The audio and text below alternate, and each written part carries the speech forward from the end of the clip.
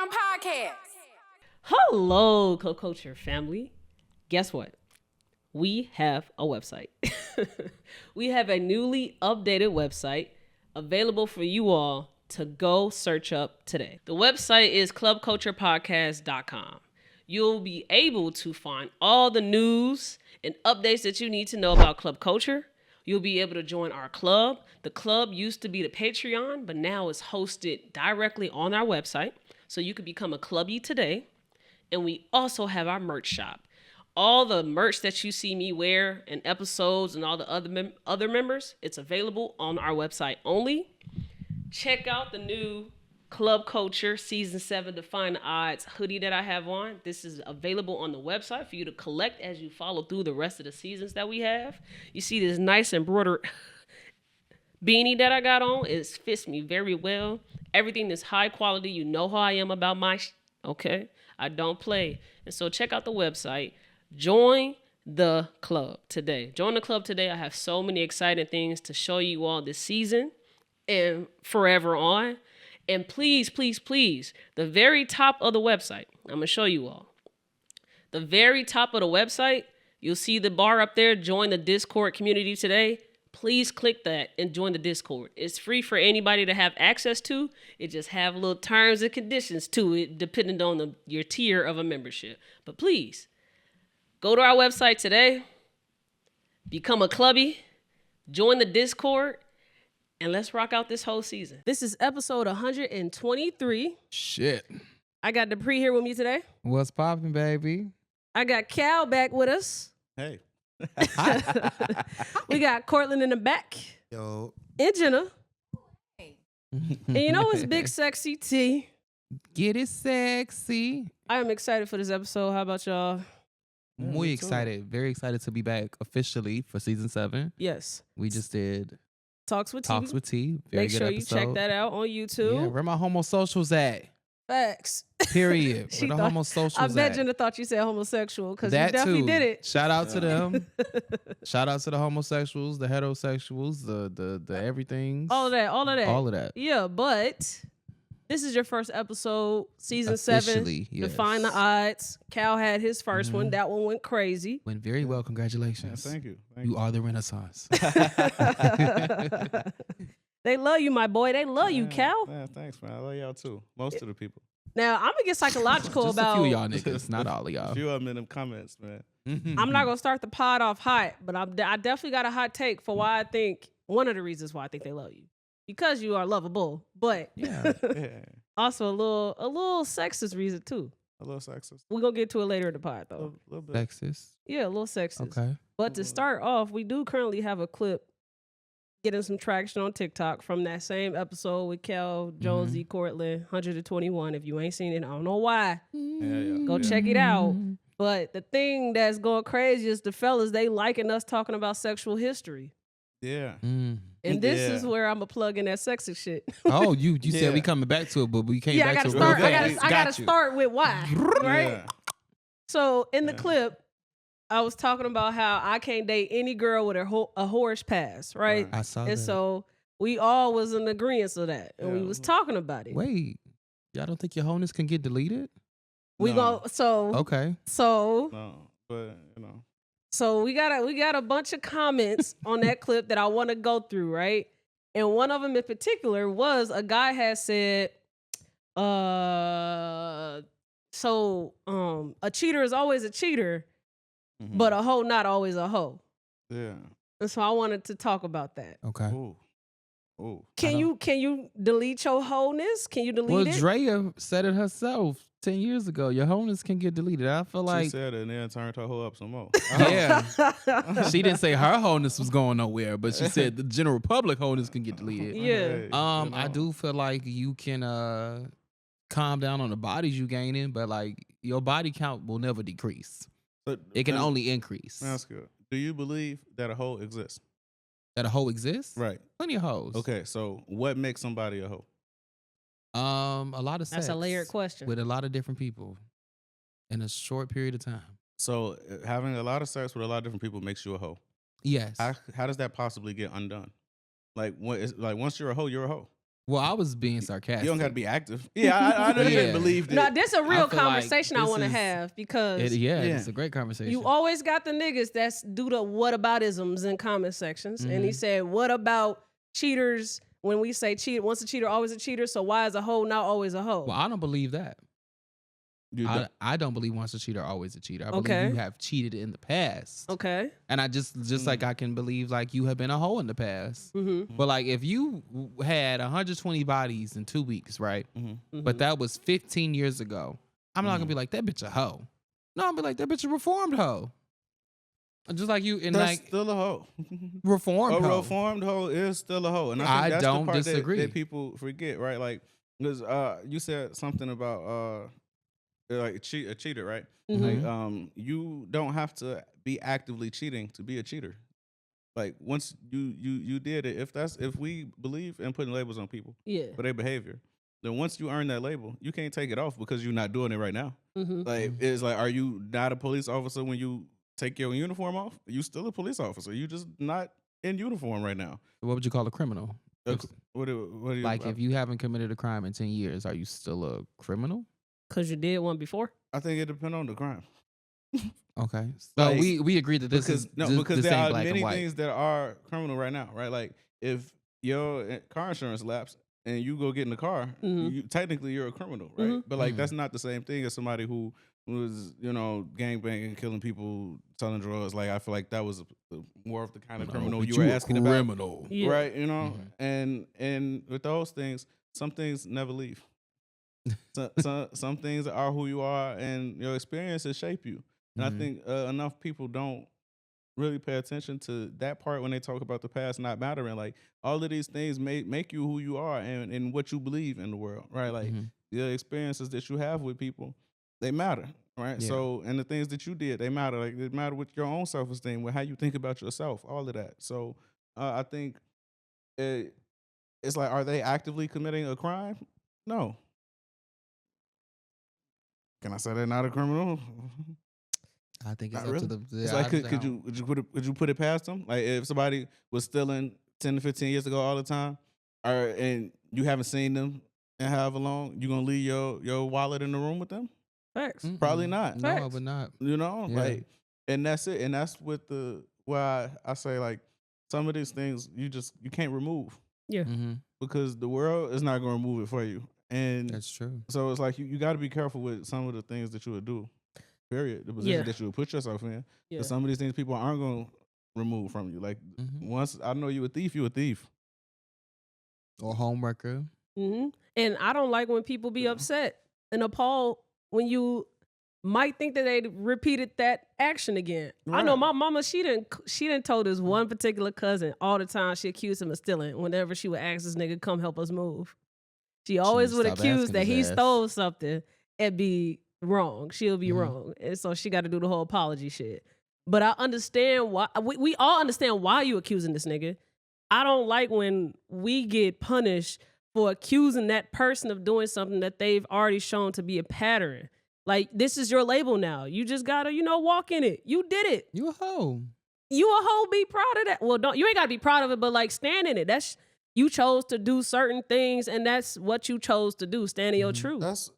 I was with you all the way up until this where you lost The whole me, part, right? the whole part. It's Being like, proud of being a hoe. I'm a hoe. That don't mean I'm fucking everybody, right? Like it's still some people you can't throw on my name. Like no, I didn't. Like, we didn't do that. You know what I'm saying, right? So it's like that's not what I mean. Well, no, that's not what I mean. Let me correct myself. With the thief though, it's the same shit. Like I stole, but I ain't steal today, nigga. Damn, Cool. I'm still pissed Understandable, off. Like, but being appalled is crazy. So we was talking about how I'm so hard on shit. It's the adjectives when I use the word appalled that like you can't be appalled when I accuse you of it. Right, like, you like could be how could you put that on my character, nigga? You showed me. Yeah, right? Okay, yeah. I'm with You you. could be a certain reaction, but appalled. Come on now, you understand why? Come on, nigga, you did steal from me at one point in time. Yeah. Shit. I'm with you. Okay, yeah. Now, when You I definitely say, can't be shocked when a motherfucker treats you how you act. Thanks. I'm with you. I learned something new about one of my friends. She had did some crazy shit to a nigga sexually, right?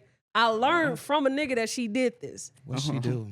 I can't say it because Yes, she you might be can. mad if I say it. She right? already know what's up, so you might as well So tell long us. story short, I'm on the phone with bro, and he say like, "Shorty, she did this to one of my mans. I'm like, for real? She shit on his chest. Everything clicked to me that she probably did do that because I know how she is sexually sometimes. I know how she get down. So I'm like, okay, she probably did. So I called her up. And I'm like, bro, don't tell me you did this. Did you shit on his chest, girl? And she like, stop playing with me. But we eventually got to the truth. Yeah, she probably did do it. I shit a little And bit. it's like, okay, cool. I just love a nigga that live in their truth. I was just saying this on my TikTok. I said I love an open hoe. I love an open hoe. I love a motherfucker to be like, hey, I'm looking to fuck everything that's breathing. You breathing right now. Can I fuck you? I'm going to say no, but I appreciate you coming from an authentic place straight out the gate. Yeah. Because ain't nothing worse than a fuck nigga who try to gaslight you Yes. into you believing that he ain't a fuck nigga. Yeah, Let's be that's open hoe. a point. But I still don't. Y'all lost me with the love and open hoes thing. Like, y'all need to. I love people that know how to keep their fucking business to themselves. Like, I don't need to know if you a hoe or not. Like, you know. No, like, I need to know if I'm dealing with you. If you like, want to I mean, have sex with me, I do want to know. Like, yeah, what, see, but that's past the level of open, right? Like, telling somebody who you got romantic interest in ain't the same as letting everybody know and getting on Facebook saying, "Ooh, I had some great sex last night." Like, I don't need to know that. You know, none of us need to know that. Well, like, I'm not saying that. Like, I'm that, saying you know? like he asked like. Yeah. Like if you coming to me and you want to be involved with me, but you already know like I just want to have sex with you because right now I'm just involved. I just like having sex with a lot of people. Yeah, That's what I mean by open hoe. Not putting it in a song. I'm a hoe. He keep playing with me. He don't know. That's what. Oh wait, that's a real song. No. Oh shit. Sorry, Sexy Red. My take is strictly about who I choose to deal with. I don't care what y'all do or the general just idea of a hoe. I could care less. If it ain't got nothing to do with me, I don't care. I'm not dating a hoe. Right. Cool. How many bodies would y'all deem a hoe? Mine is different It's because not- obviously my numbers is based off of what my actual body count is. Okay, just give it Put to them me. out there. I already did. It's 3. Why you look like that? Why you look like that? Past 3 makes you a hoe. No. So what I'm saying is my number is 3. So anything that I say is what is a hoe is unrealistic because it's based off of me and my 3. Wow. I would love to be with somebody that also made conscious decisions on who they choose to have sex with. And those 3 are all relationships. They're not just casual sex with people. And that's why I was gonna say I don't think it's necessarily the number of people. It's just like how it happened. Like if you only fucked 4 niggas, but you didn't know none of them. Like I'm still that matters. judging you. Yeah, like that I don't give a fuck if it was Okay. 4. If you had 10 relationships and you know you had sex with all 10 of them people.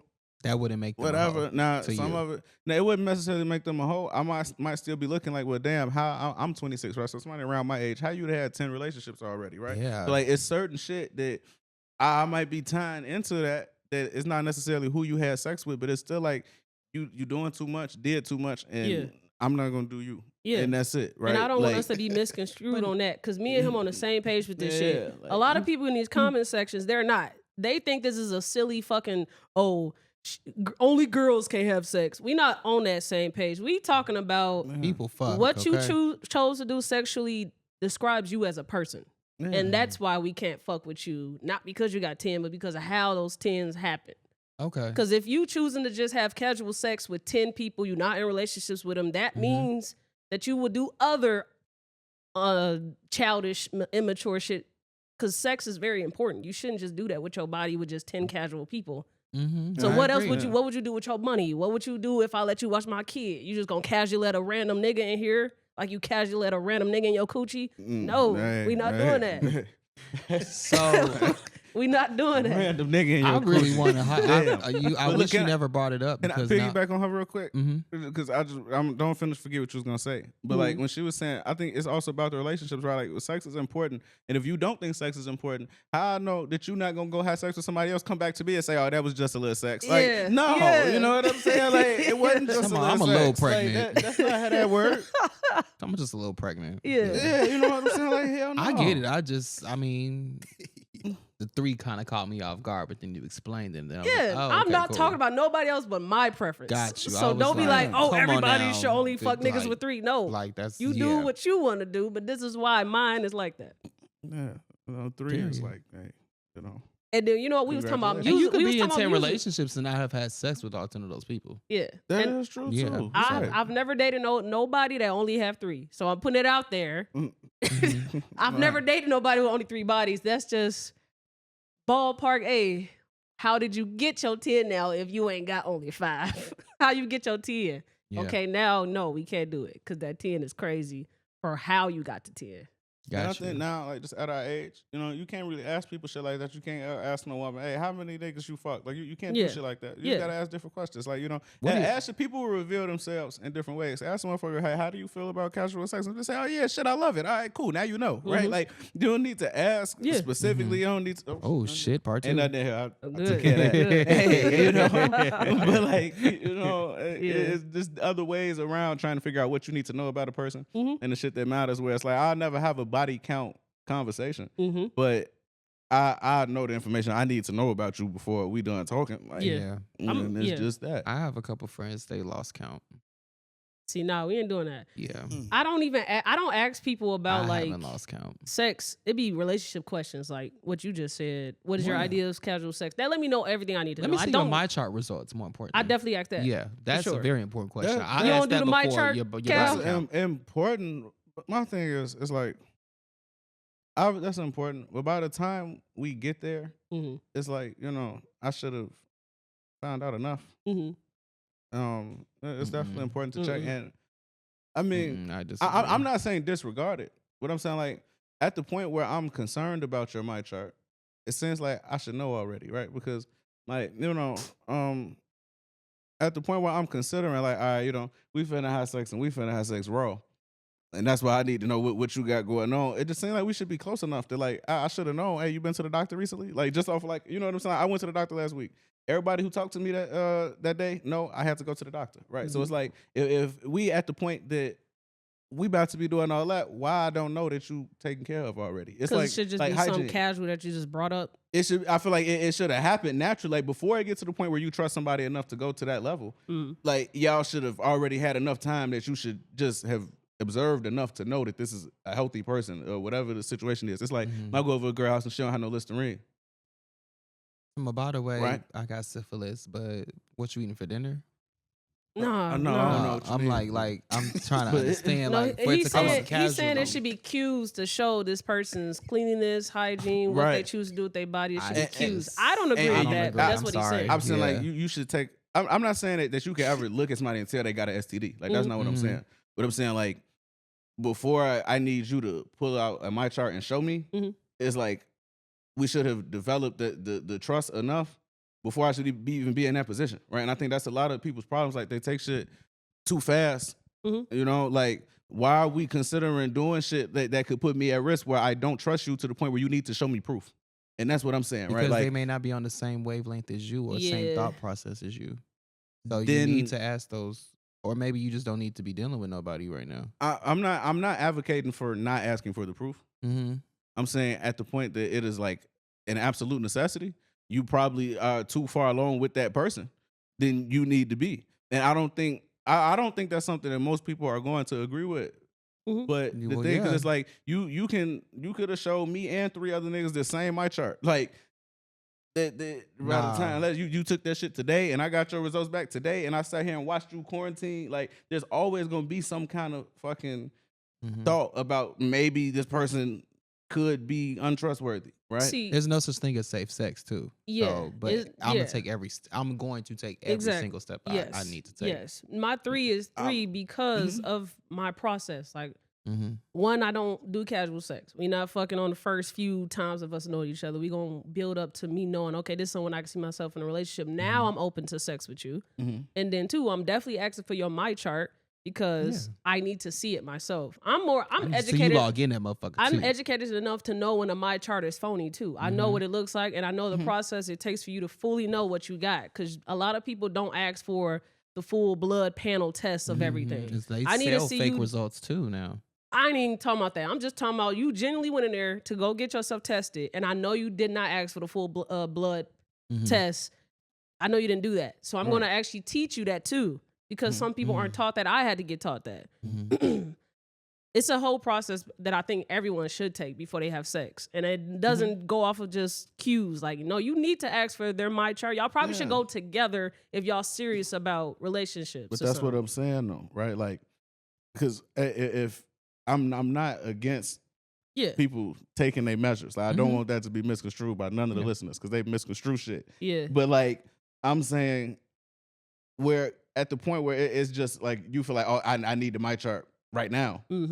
Like, one, I don't feel like that's enough insurance that this person is anything, period. Like, what, because the timelines, period. Like, if I'm worried about you fucking somebody else in between the time that you got that damn test, you still could have went and fucked somebody else. Yeah. Like, and could have called something yesterday. Right. So it's like, to me, right. You know what I'm saying? So it's like that. I do think you should use all of these things in conjunction with each other. Yeah. For sure. But I don't believe that, show me your MyChart. Oh, okay, that's what it say. We good. Like, no. And I'm definitely not saying that either. Still take your prep. I'm saying still use steps. Condoms. I'm saying steps. There's a lot of steps I need to do before I have sex with you. I've said it already on the pod. It was one girl that she told me before her because I would not have sex with her, and we've been talking for like a month now.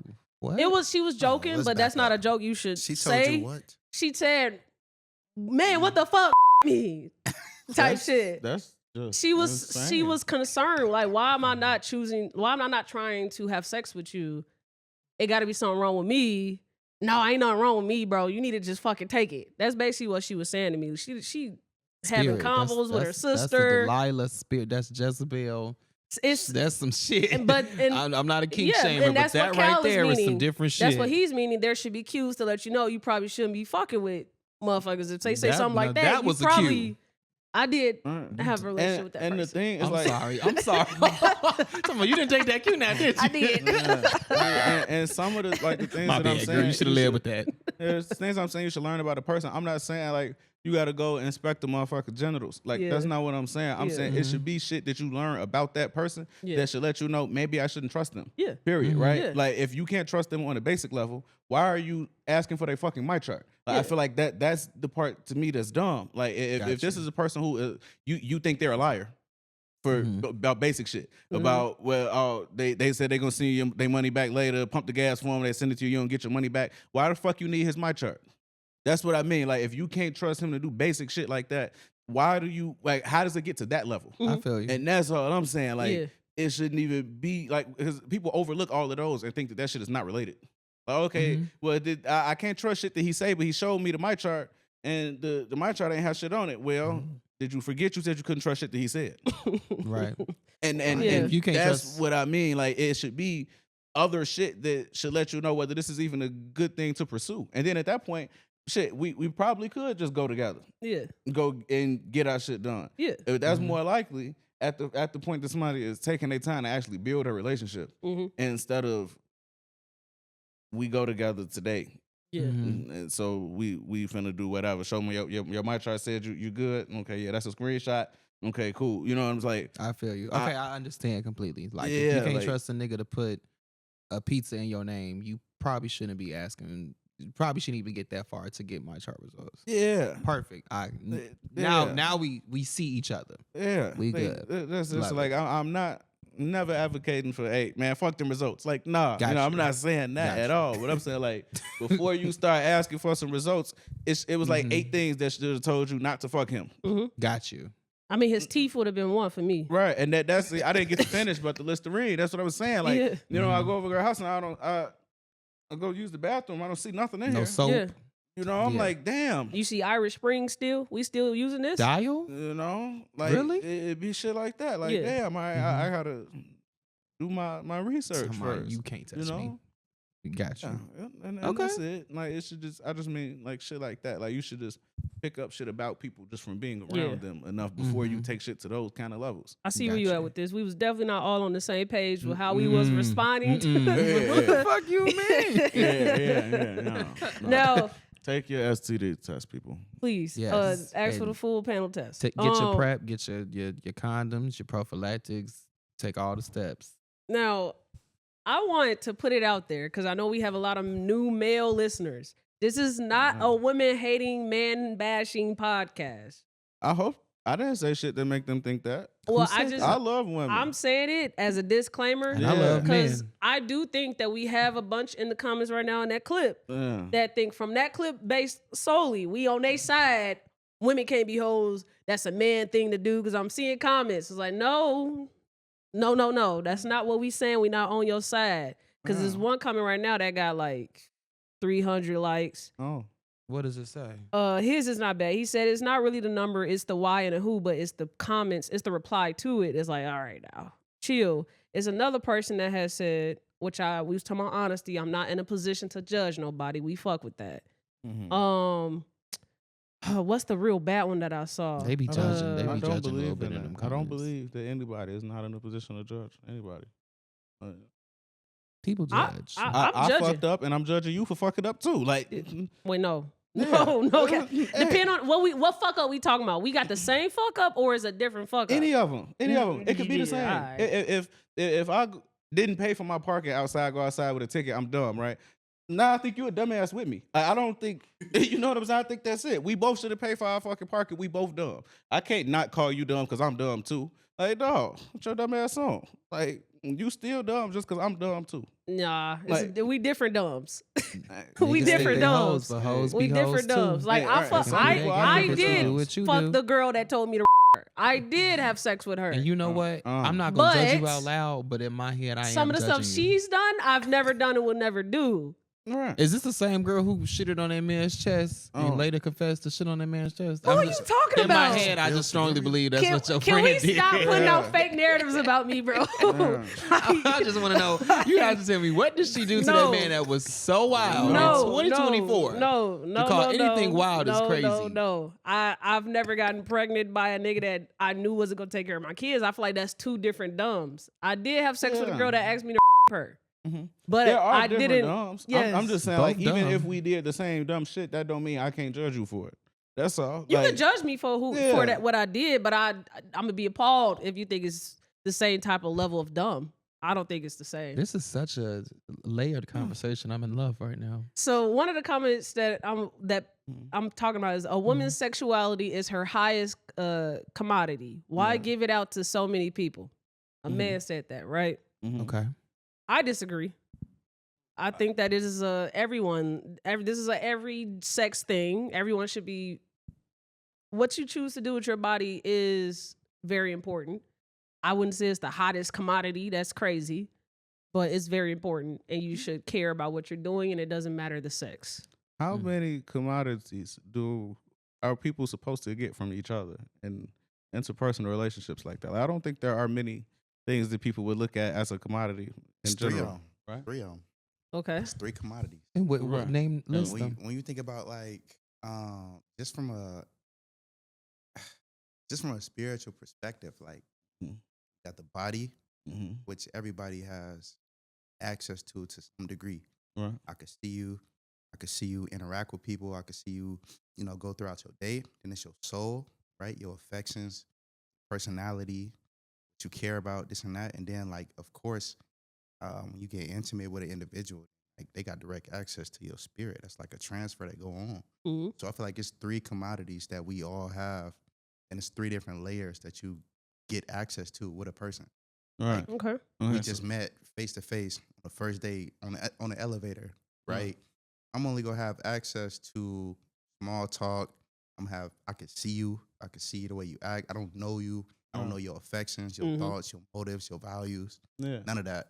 But the more time you spend with an individual, like, the more you begin to open up and they get through each layer. Okay.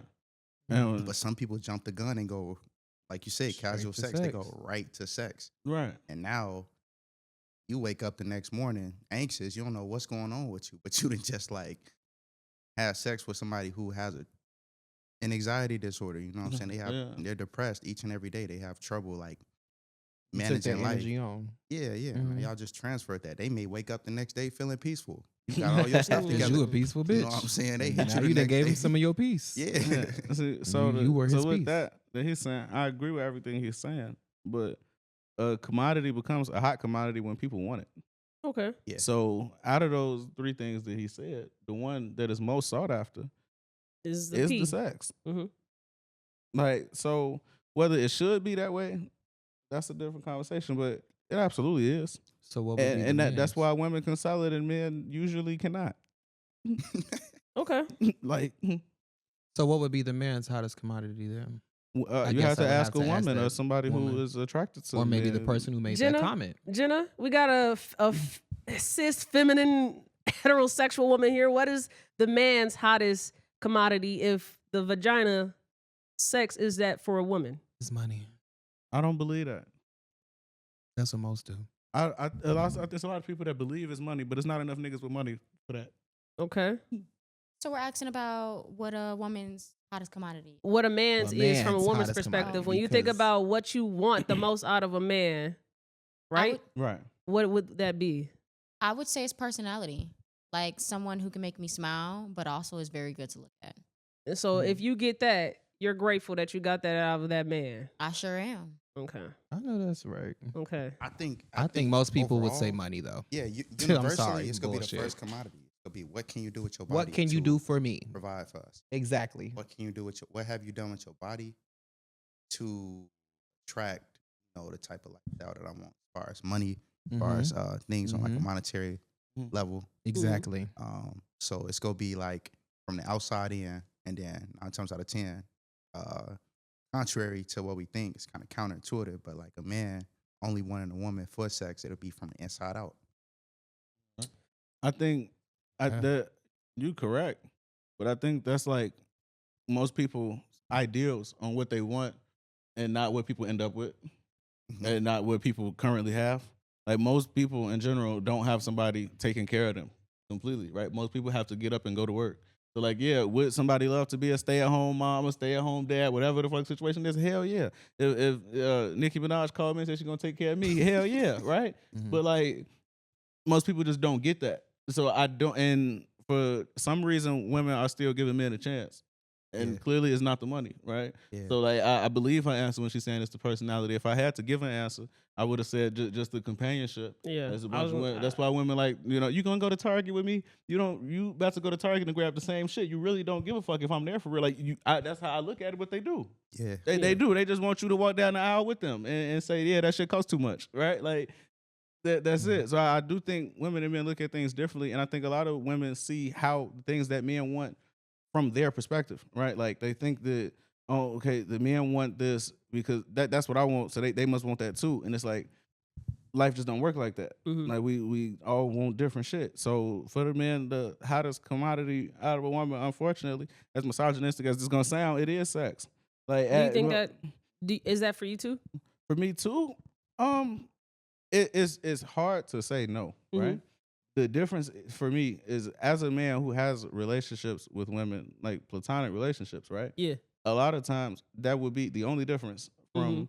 how I treated my friend versus how I treated somebody I'm romantically interested in. Mhm. So it's very hard for me to say that it's not, Mhm. but I do. But saying that it is, just the lens that puts it through is like, yeah, I see women as valuable, as good as the sex is, and it's like, no, it's not like that, right? Like it's not. I don't put women's value in sex, but like that's absolutely a crucial part of the interaction. Now, does it change when you are now in a relationship with that woman? Is the hottest commodity still the sex?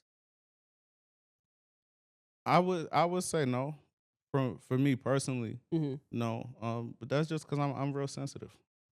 See, my issue. And like I like people treat me like I'm sensitive. Yeah. Because most people, because I speak up for myself. I'm Mhm. very assertive. Yeah. Most people don't think that they need to treat me like I'm sensitive, but I Mhm. am, and that's why I always speak up for A lot myself. of Because you're assertive not gonna people bother are me, very right? sensitive I'm gonna behind bother closed you doors. before you bother me, right? So I think like when I am like with a woman and it's like that, I do like more than that, Yeah. Mhm. but But you I don't want the think that's sex most to be people's good. answers. Yeah, Yeah. yeah. I think it varies. Like it varies depending on the individual. Like you got Right. some men out here who like homosexuals. They just trying to have sex to get into the crib. Yeah, And right. have shelter. baby. Right. Yeah. Yeah. I think that Especially in my lets you know community. what they think of you, though. If a homosexual think that dick is what's gonna get you a head on the couch, that says something about me, and you should take that Yeah. seriously. Yeah, it's all inward. Like Yeah. depending on like your heart posture and what you seek for most. If you in dire need of shelter or you in dire need of Mhm. money, or you're in dire Yeah. need of companionship or like equal yoking. I think Yeah. it all depends on how you perceive yourself is how you're going to perceive Yeah. your significant other Yeah. or your desired significant other. It's Yeah. like this would be the perfect person because I like art, they like art. Mhm. Boom, instantly. Right. But sometimes I think that's also a mistake. Like getting with somebody who's just like you Yeah. can also be crazy. Like I think not too different, but like polar opposites can sometimes make a great relationship. I don't Yeah. know. I got to Yeah. try it out. Take I a was thinking. positive and a negative to make a charge. I was thinking Yeah. about dating another Scorpio. I don't know. I think I want to try it out. Okay. Let me know how that goes. You- I've Yeah? never done it. You Okay. Scorpio too? No, I'm an Nah. Aquarius, Oh. but Oh, okay. my aunt and uncle have the same birthday, and they're married. What is that sign? They're November 2nd. Oh, okay. Okay. Yeah, Oh. so They got the Hey. same B-Day? they have the same birthday. Wow. My mother Wow. and father are the same sign. They're 10 days apart. Wow. I know And that's they, cheaper. They didn't last. Having the Yeah. same birthday, that's good. You got less money Yeah, they to have the spend. same birthday. Yeah, we Yeah, got one but trip they to Yeah, plan. one. Yeah. and they love each other because they're so much alike. And it's for some people it just works like that. Like they're the Yeah. female or Yeah. male Yeah. exact Right. person. They know when they mad, they need space. They know when they happy, they together. They literally wake up at the same time, eat at the same time. It's the same. I feel like I fucking fuck person. with that. Like I do Yeah. hate feeling very misunderstood in relationships, and sometimes I feel like you try to misunderstand me on purpose so that we can't get through this conversation. Yeah. Like Right. you know that I'm calling you a goofy because I was born here, not because I want to disrespect you right now. Right. But now that we having a serious talk, you want to say my town or like. But I feel like someone that just know, like me. Give it a try. I'm gonna try it. Because For some sure. people are working. Like I gotta- said, my mom and dad, they're the same sign. They 10 days apart, and they just alike, but they just fucking didn't match. So how do y'all feel about like somebody maybe perceiving a relationship from a prudent standpoint to where you thinking about how it's going to affect your kids too? So if I'm a designer and I meet my wife in some kind of workshop for design and fashion, things of that nature, our kids are going to be designers. They're going to grow up in that world. Now, you got somebody who was maybe an athlete, and you got somebody who's maybe an artist. Now you got kids growing up with two different perspectives and giving them more of a chance in the world as far as their profession and their career. And you can, you can end up making somebody who's like multi-talented, multifaceted. Yeah. And so I guess it just depends on like the outcome you want. Really, it always go back to what it is you seeking for and who it is you imagining being your significant other. What's your ideal date? What's your ideal, companionship? Yeah. That's who you're gonna find. All of this I shit is think all of- strategic. yeah. All of this is strategic for Yeah. me. Like, you hate your baby mama because she's short and stubby. But you hate that your son is short and stubby too because he took that from her. And you wanted you a fucking starting point guard. You can't, now you hate her more. Like, Yeah. that stuff is very intentional for me. Like, It's yeah. deep. It's deep, Yeah, that's what for I was gonna sure. say. I think about stuff like that often, like especially with me, like, because it's like if I'm gonna be a lawyer, I'm not gonna have a lot of time at home, right? So I need to have, and I want to have kids. Right. So I need to have a woman who wants to have kids, regardless of her wanting to have a husband. That's a Yeah. different thing. Yeah. A woman wanting a family and her wanting kids, regardless of how much support she's gonna get from me because of time. I just know I'm going to have limitations, Right. regardless. Right. And I need a woman who's going to understand that and not resent my kids because their dad has limitations. Right. Like you married me, you did Right. this on purpose, right? Right. And then there's also like I played basketball for a long time. I told my sister yesterday, like I think I might need a tall woman because if I get with a woman that's 5'2", my son ain't gonna have a chance. Like, Yeah. you don't have a fucking shot at going to the league. Mhm. I was watching a high school game last night, day before, recently. These kids out there doing all kind of athletic shit that we was not doing. I say the nigga goaltender layup off vert, and I was like, crazy. oh, I don't know what that damn. mean. That's I left that game thinking I need a tall woman, right? Yeah. You know, and it's shit like that. So I definitely think about it, right? Like how the kids would be, how they would get here, or how they would be taken care of. All of that, because like, I think about that a lot too, especially like beating cancer and all of that. I want to live to 100. I don't know how long I'm gonna fucking be here, right? Right. So I cannot have a child with somebody who I've never seen take care of anything. Yeah. Mm. Yeah, and then I think like when we just analyze ourselves, like when we see how many different things we appreciate in life, and how many different, let's say, hobbies we find ourselves investing attention into. Yeah. I think that goes back to like the way we was raised, who we was raised around, our environment, and it almost makes you think like, okay, how do I want to raise my kids? What kind of household do I want to have them in? What kind of environment? Yeah. Who do I want Mhm. them? You know, when I'm at work for, 5, 8 hours, and they at home with my significant other, what are they teaching them? What are they observing? Yeah. What are they watching and learning from them? I think that Right. all of that plays a part. It does. It does. I know that I'm scared to have kids. One, because I'm scared to have kids because I know I'm not going to be available the way I want to and I think you need to for kids. Mhm. Like this pod can't run itself. So Right. you gonna Right. need to be less busy. And then you know that you got to take more of the kids, and I'm gonna be the one that they just love probably more because I'm the fun parent. Then I come in and we Yeah. always fun because I got to make sure it's intentional when I'm spending time with them. Right. Mhm. And then you got to be the one that discipline and stuff because I won't be around as much. But then you got to think about it like this though. Like maybe your kid might grow up taking an interest in what you're doing. They might grow up on set with you. Yeah, but that's And- gonna take time. Like those first 5 years are very important for a child's development. Mhm. And Yeah. who's around teaching them stuff, that is what Right. will really determine how that kid's gonna turn out the first 5 years. Right. This is Yeah. statistics, this is facts. Yeah. You have to put a Mhm. lot in those first 5 years. Yeah. You Yeah. gotta So- also take a look at who is around the person that you want to have a kid with. Do they Mhm. have support from their family? Yeah, and I know I can't If y'all provide have that. if y'all Yeah. have a kid and that person dies, is that person's family gonna support that child with you as a new Right. single parent? Like, unfortunately, as somebody who's one of my siblings lost their dad when they were 3 years old, Mhm. we didn't get a lot of support from her side of the family when he died. Mhm. Yeah. We really didn't get a lot of support in general. But I'm saying we was really on our own for real. And I don't think that was something that was thoroughly thought out, honestly speaking, before my sibling was born. It was like, if one of y'all passes away, I know I'm gonna do whatever I can to take care of my sister, brother, just because being the oldest. But like that, my little siblings, other siblings and stuff, they don't reach out. You got a whole side of family who don't really reach out to know her like we care to know her. So Even it was like, I don't think people think about it like, not only is this person a decent person, can they take care of a kid? Can they be a great parent? But will they have good grandparents? What is the relationship like with their parents? Yeah. Do they have siblings they can trust? So Yeah. stemming off of what you just said is a topic that I Mhm. want us to talk about real quick. Should you be upset or take it personally the things that people choose to do with their own life?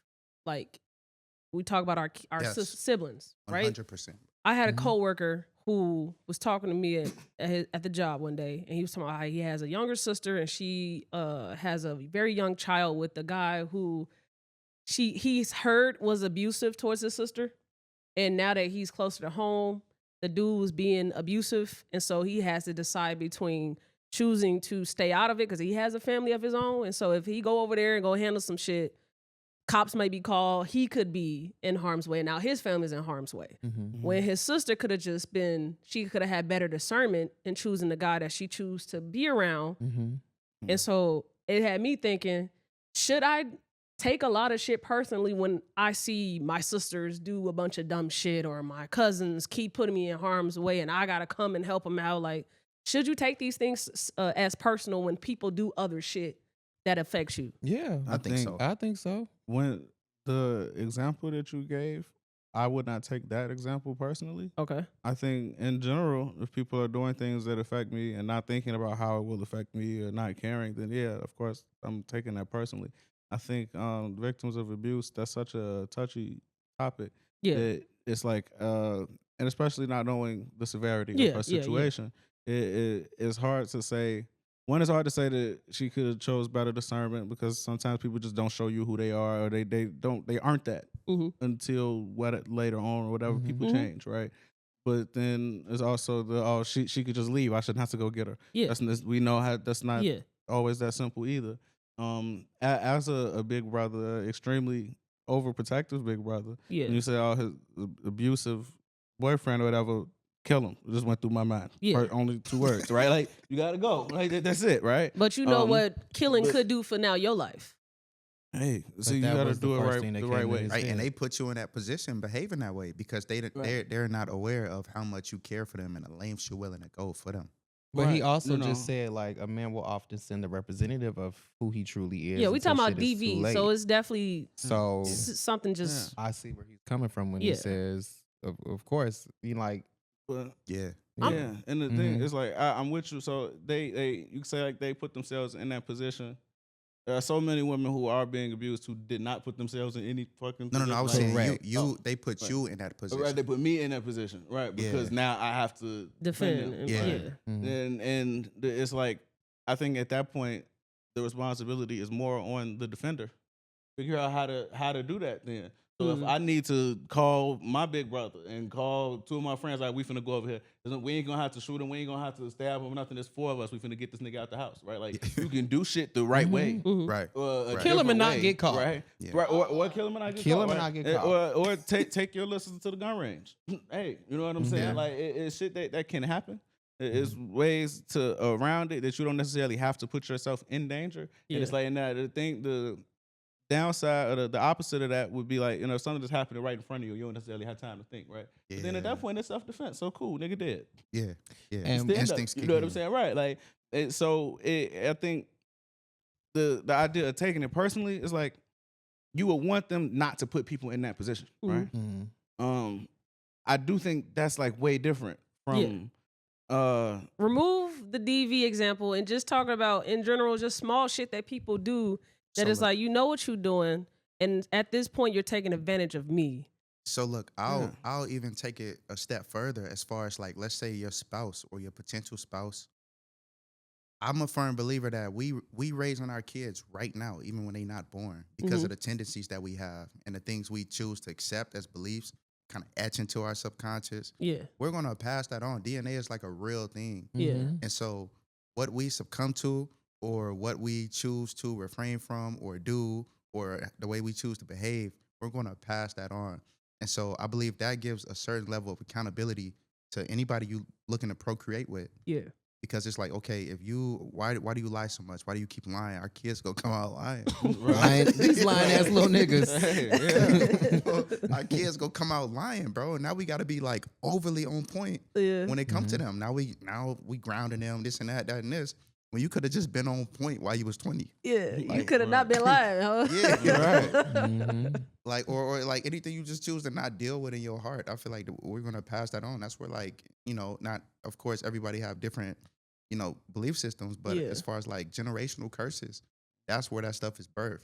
And Y'all so, taking it so serious, man. But you Like- got to define what is taking it personal. Okay, like so define I'll define that. So this is something that I need an answer for myself. Mhm. Are we already talking about how I don't fuck with nobody? Cool. I was That's really not what we said. no, I said it in the pod with Yeah. Josie and yeah. So I am distant from my sisters now. One of the things that I feel like was going on is I was being taken advantage of for how protective I am about them, right? They all have kids. I don't have kids. One of my sisters, she has 4 young kids, and they all love me.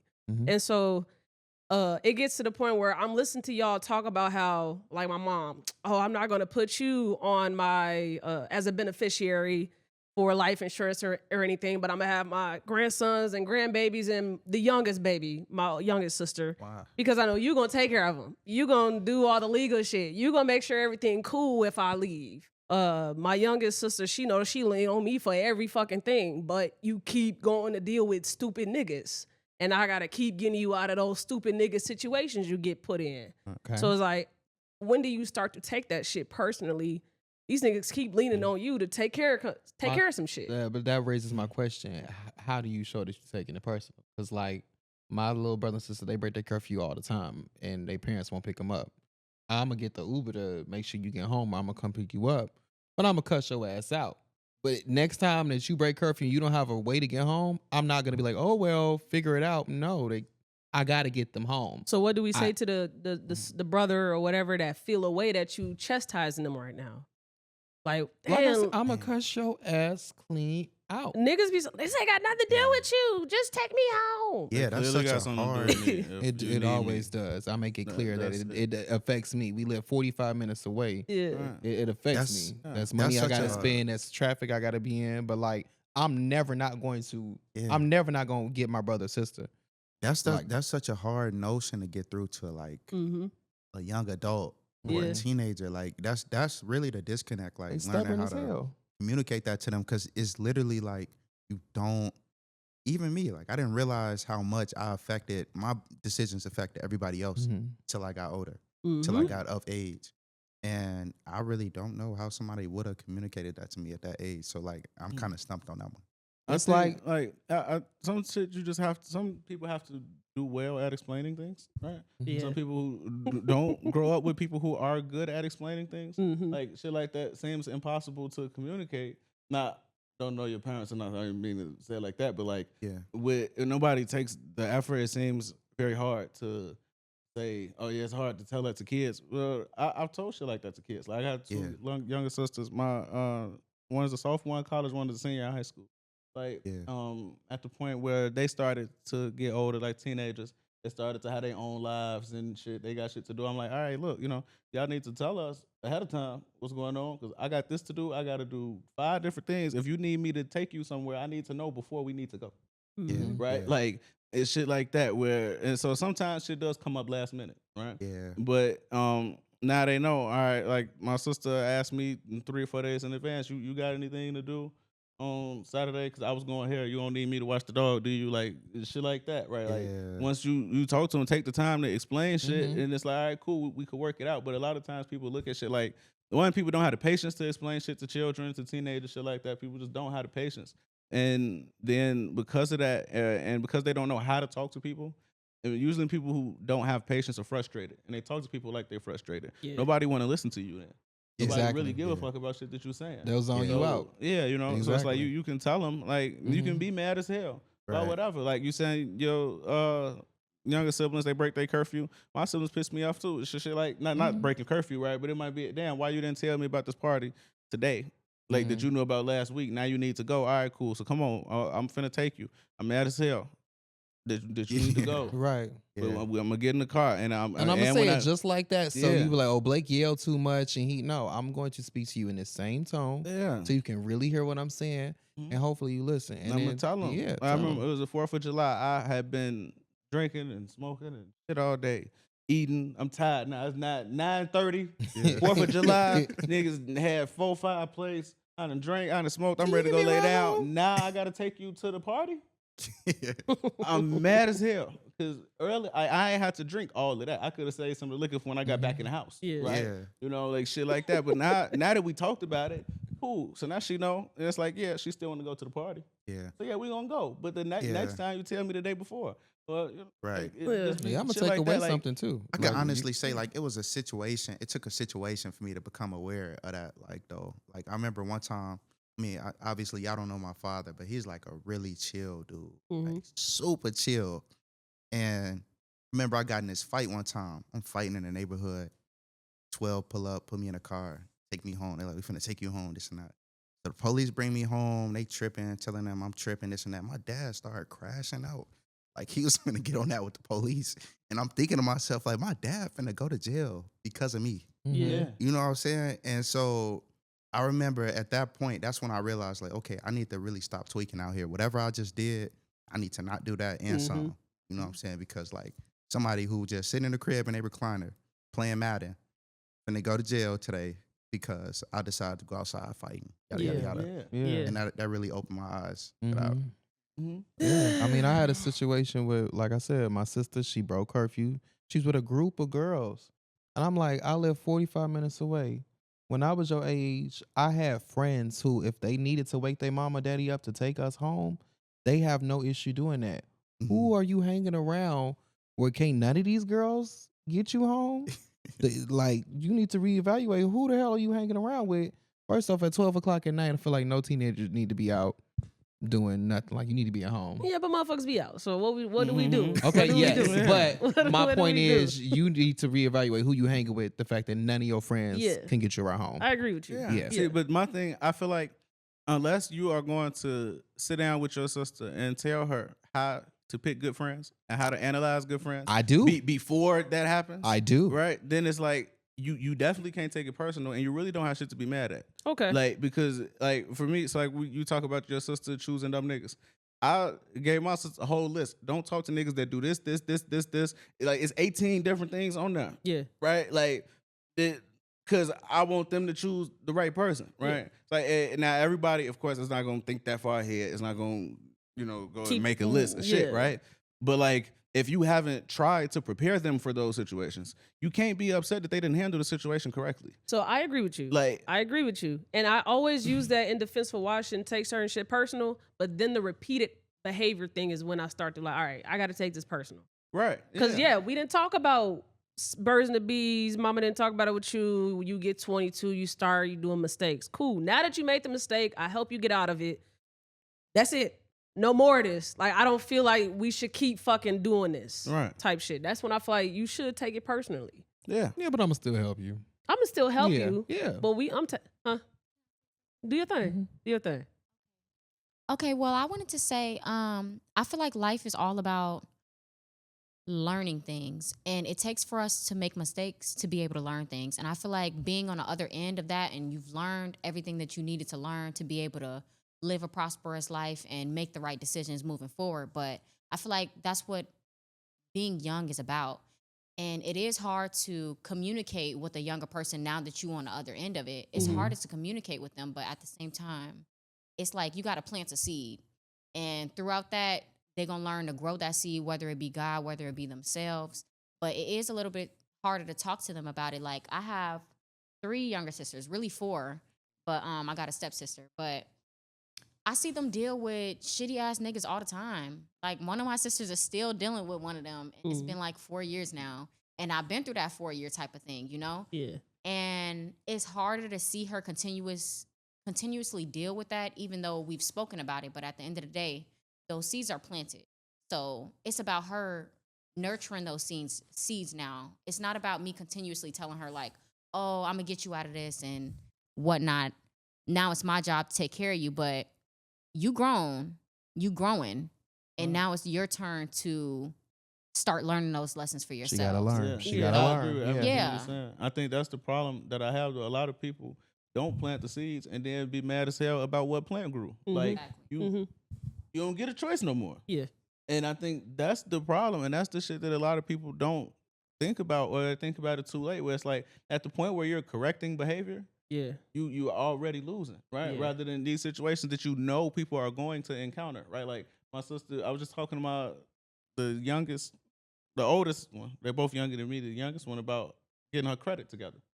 Right? It's like, all right, cool. This is the time you got to do it. This is where I fucked up at. This is what I did that worked. And I'm going to set you up the right way, right? Yeah. Now, of course, you got to have kids that are receptive, that want to listen to shit like that. But the reason she wants to listen to me is because I've always talked to her, right? Like I built that relationship such a long fucking time ago that if I got something to say, she thinks she should listen. Versus, like, if my older brother said something to her about some credit, I don't know if she would take it serious. Like, and not that his credit is fucked up, but it's like they haven't had that come to me for anything relationship, right? And that's both our big brothers. He loved both of us, super protective, right? But that we about to sit here and watch the princess movies when she was 5, that should make a difference when she's 20. Right? Yeah. And that's the problem. Like, people didn't spend enough time with these people as kids, as children, as teenagers to watch them mature and see some of the patterns and shit. Like, okay, when they was 5, they didn't want to share their cookies. When they was 10, they started stealing, and then they was 15, they started robbing people, right? You gotta see the progression in some of that shit. You gotta be there to even understand how to address it, right? I agree Like, with if you don't everything even, you're you can't even correct certain shit in teenagers and shit if you don't really know what caused it. You can't just see, like, I saw some kids stealing in Family Dollar. Like, I'm gonna buy it for you so you don't get in trouble. But I know that's not gonna stop him from stealing forever. Right. I don't want that kid to get in trouble today, but that's not gonna teach him not to steal because I don't know what the fuck he going home to. Are they in here stealing because he don't have shit? Like, me buying this today is not gonna solve it. Or is he stealing because he think it's cool? That's the kid. We could have a conversation. I could talk to him about it, but I have to know that kid to know that. And there's enough people who don't take the time to get to know kids. They treat kids like property.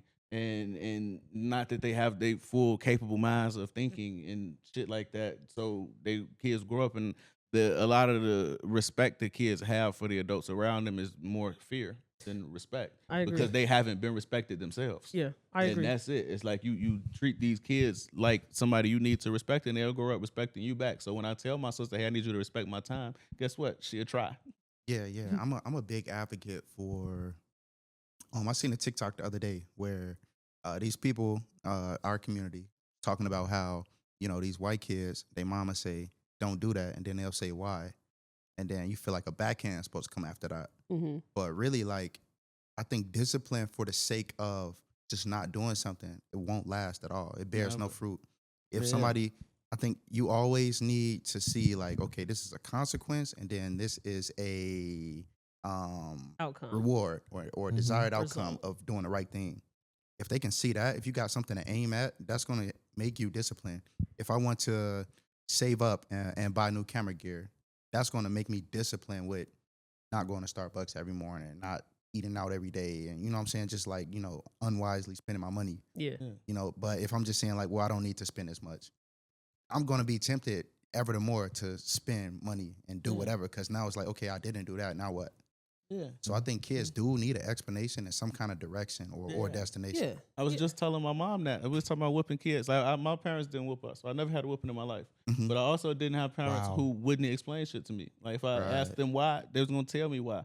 So then at that point, if I did that shit now, I'm stupid, and I felt stupid, right? Yeah. So it's like, to me, that always meant way more than, oh shit, my dad might hit me, even though like I was never concerned about that anyway. Mhm. But it's like, if you're worried about getting caught, you're worried about getting caught. You're not worried about not doing it.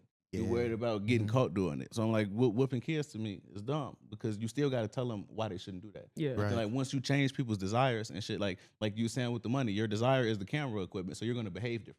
Yeah. Right. And I think that's it. Like, I should explain to kids why they should want this and why they shouldn't want this, and they'll want the right thing. Yeah. Yeah. Like, that's it. My name is Tamaya. It's the damn parents on this podcast.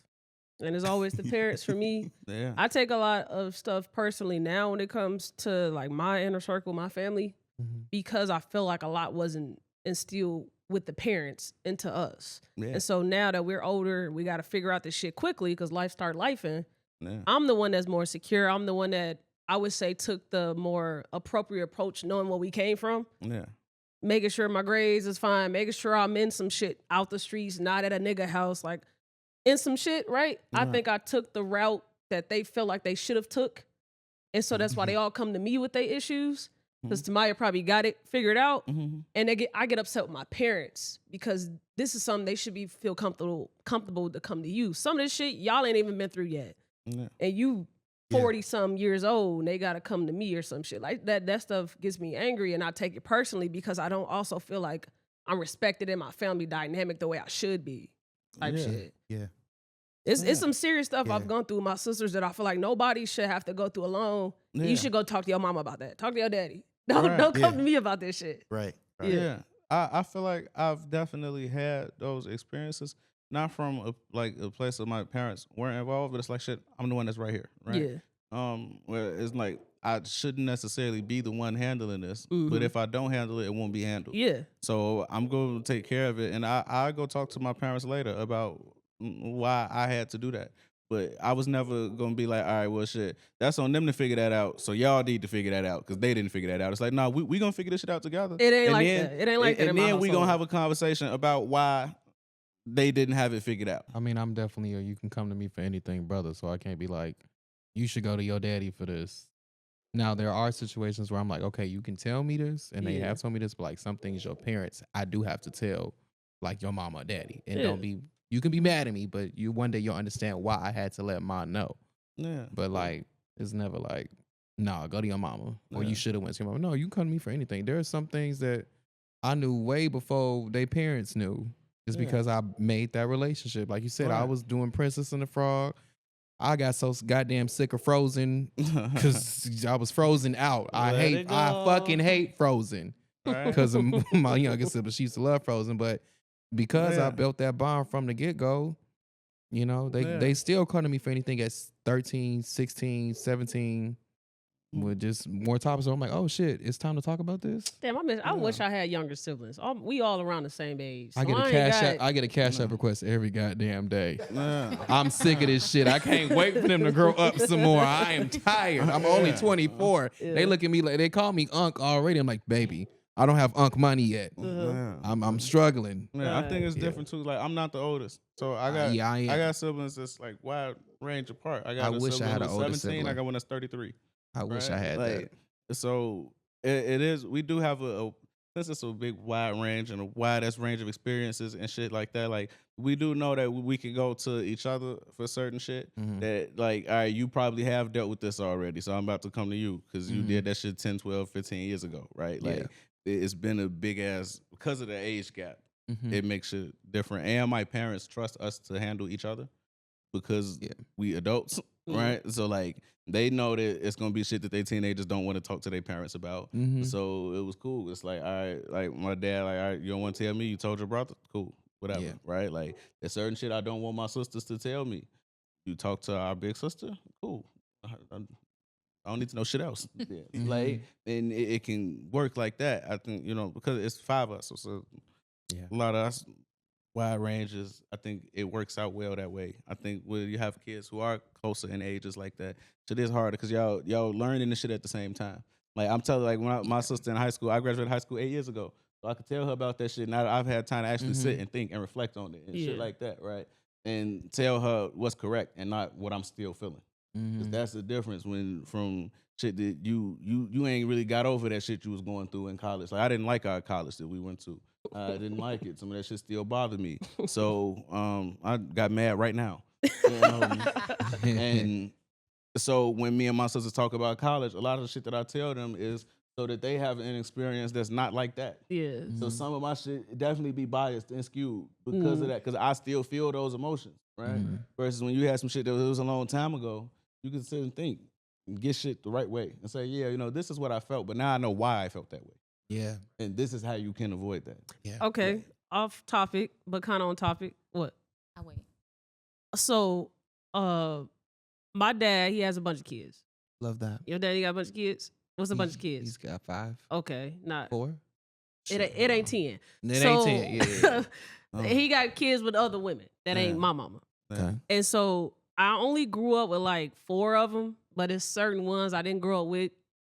Don't really have a relationship. Right. I don't have a relationship with pretty much none of them except for the boy, one, Daechii. Shout out to Daechii, that's my man's. And now I feel like I'm not in that frame anymore. When I was younger, where I wanted to get to know my siblings, I'm his oldest, so I feel like I should get to know him. Now I don't feel like that anymore, and it's like, hey, if we do it, we do it. If we don't, I'm not like pushing to go make it happen. And so when I talk to other people and I ask them, do you know your other siblings? Have you tried it out? They all like, nah, or they like, yeah. What do y'all think? Do y'all think it's y'all responsibility to have built that relationship? Because if y'all didn't start it off when y'all was young, it's harder when y'all older. Or is it the dads or the other parents who had those kids' responsibility to build that relationship? That's a good question. Sometimes I don't have the answer. Mm-hmm. And Can I answer? Yeah. Okay, so personally, my mama got 5 kids. I am the second oldest, but really I'm the oldest. And then my father, I think he got like 10. But some of them live out the state, but he left 2 back here, and they don't got no mama or no daddy. Excuse me, y'all, for dampening the mood. But I do feel like it's not your fault for not building that relationship, because that is on the parents to build that relationship as you're young. But at the same time, we now grown. So like one of my sisters is in an asylum right now. She going through some stuff. Yeah. But now I feel like it's my job as the oldest to begin to build that relationship and, kind of be there for somebody that I don't know, but that's my sibling, So I do feel like it's on us at a certain point to begin to be there for somebody that we don't know for real, even though that's our sibling in a way, you know? Okay. But you had that desire though. I feel really like don't. You don't? No, I really don't like people. I don't, especially people that I don't really know for real. But at the same time, it's like, you got my blood a little bit. You do got my blood a little bit. And You got that nigga blood. You got his blood. Okay, for real. I got his blood. And that ain't my daddy. You ain't for got real. my blood. Right. But at the same time, I feel like it's also about humanity. Like, you a real person and you going through some stuff and you don't got nobody else there for you. Who else gonna want to be there for you besides one of your siblings that got half of your blood, Yeah, I don't know. I just always like my dad had a set of Irish Irish twins. It's like I don't give a fuck. I will never call none of my siblings half siblings.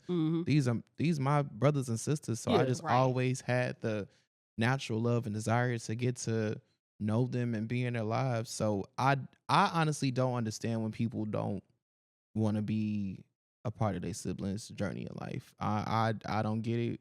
Regardless if your parent tried to do it or you know didn't try to do it, it's just natural in me to want to be in their lives. Especially, I think it's because I'm the oldest. Now maybe if I had an older sibling I didn't know about, maybe I'd be like, all right, well, cool, but ain't nobody better than me. So Exactly. if you want to hang out, like we can, like that'd be really dope. But it's just in me naturally, like I gotta be in their lives. I just feel like I do. What'd you feel, Cal, before I give my take? I think No disrespect to you, because we do have different scenarios. None taken. Like my parents did make it an effort to make sure we all knew each other. Yeah, my daddy didn't. We good. So that's my what I'm mama saying. Maybe took that role. Maybe it's because my her dad made kids. sure we all knew each other. That's why I naturally have that desire. But like even before I had siblings, I always used to pray for little siblings. So to me, it didn't matter how they got here. I'm just like, cool. The more the merrier. Let's do it. All right. See, I think so. My older sister is 8 years older than me. My brother is 3 years older. My sisters are 7 and 9 years younger. So we got a big gap between all of us, right? I do think the responsibility should be on the parents. Okay. Right? But I think after that, the responsibility is on the older siblings. I think that's all the difference, right? Because it's like when I came in the world, my brother and my sister were already here. So as I'm learning the world, I'm learning them. To me, they're just a part of it. Okay. Right? When my younger siblings got here, my world changed. And then it happened again, right? So now that's a different world we living in. Yeah. So now this house that had action figures and basketballs and footballs all over it, now it's basketballs and footballs and a dollhouse, right? And then so it's like when they got here, I understood that to them, I'm just a part of the world that they're learning already and navigating it, right? Like if I want to be important to them, I have to show them that they are important to me. Yeah. As they get older and as they go through different shit, I've had to adjust myself and adjust how I treat them to let them know, like, I still want the same relationship that we had. When you want to see a movie, I want you to think, oh, yeah, me and Khyle can go watch that the same way, right? Yeah. But I have never expected them to include me in all of their shit. Yeah. Because it's not like I had my life already. It's not in that way, but like if it's your birthday and you want to plan something for your friends, that don't hurt my fucking feelings. I went with my friends. You weren't here, right? So I never felt like it needed to be a reciprocal thing. I do so much for them. Y'all need to do something for me. Like, no, it's not going to be like that because just the positions that we in, right? I think the responsibility is always on the older person, whether it's the older sibling, aunties, your uncles, any of that. Like, y'all supposed to call me. Y'all been here. Like, I got 8 uncles. If y'all didn't call me, why the fuck would I pick you out of all 8 to call today? Period. Right? Like, and it's just that. And I'm trying to get to where you are. I got homework. I got shit to do. I'm trying to build. Why should I take my time away from building towards a level that you already at when you could take some extra time that you have and decide to help me get there? Right? Like, why would I be the one cultivating that relationship and I'm the nephew? Okay.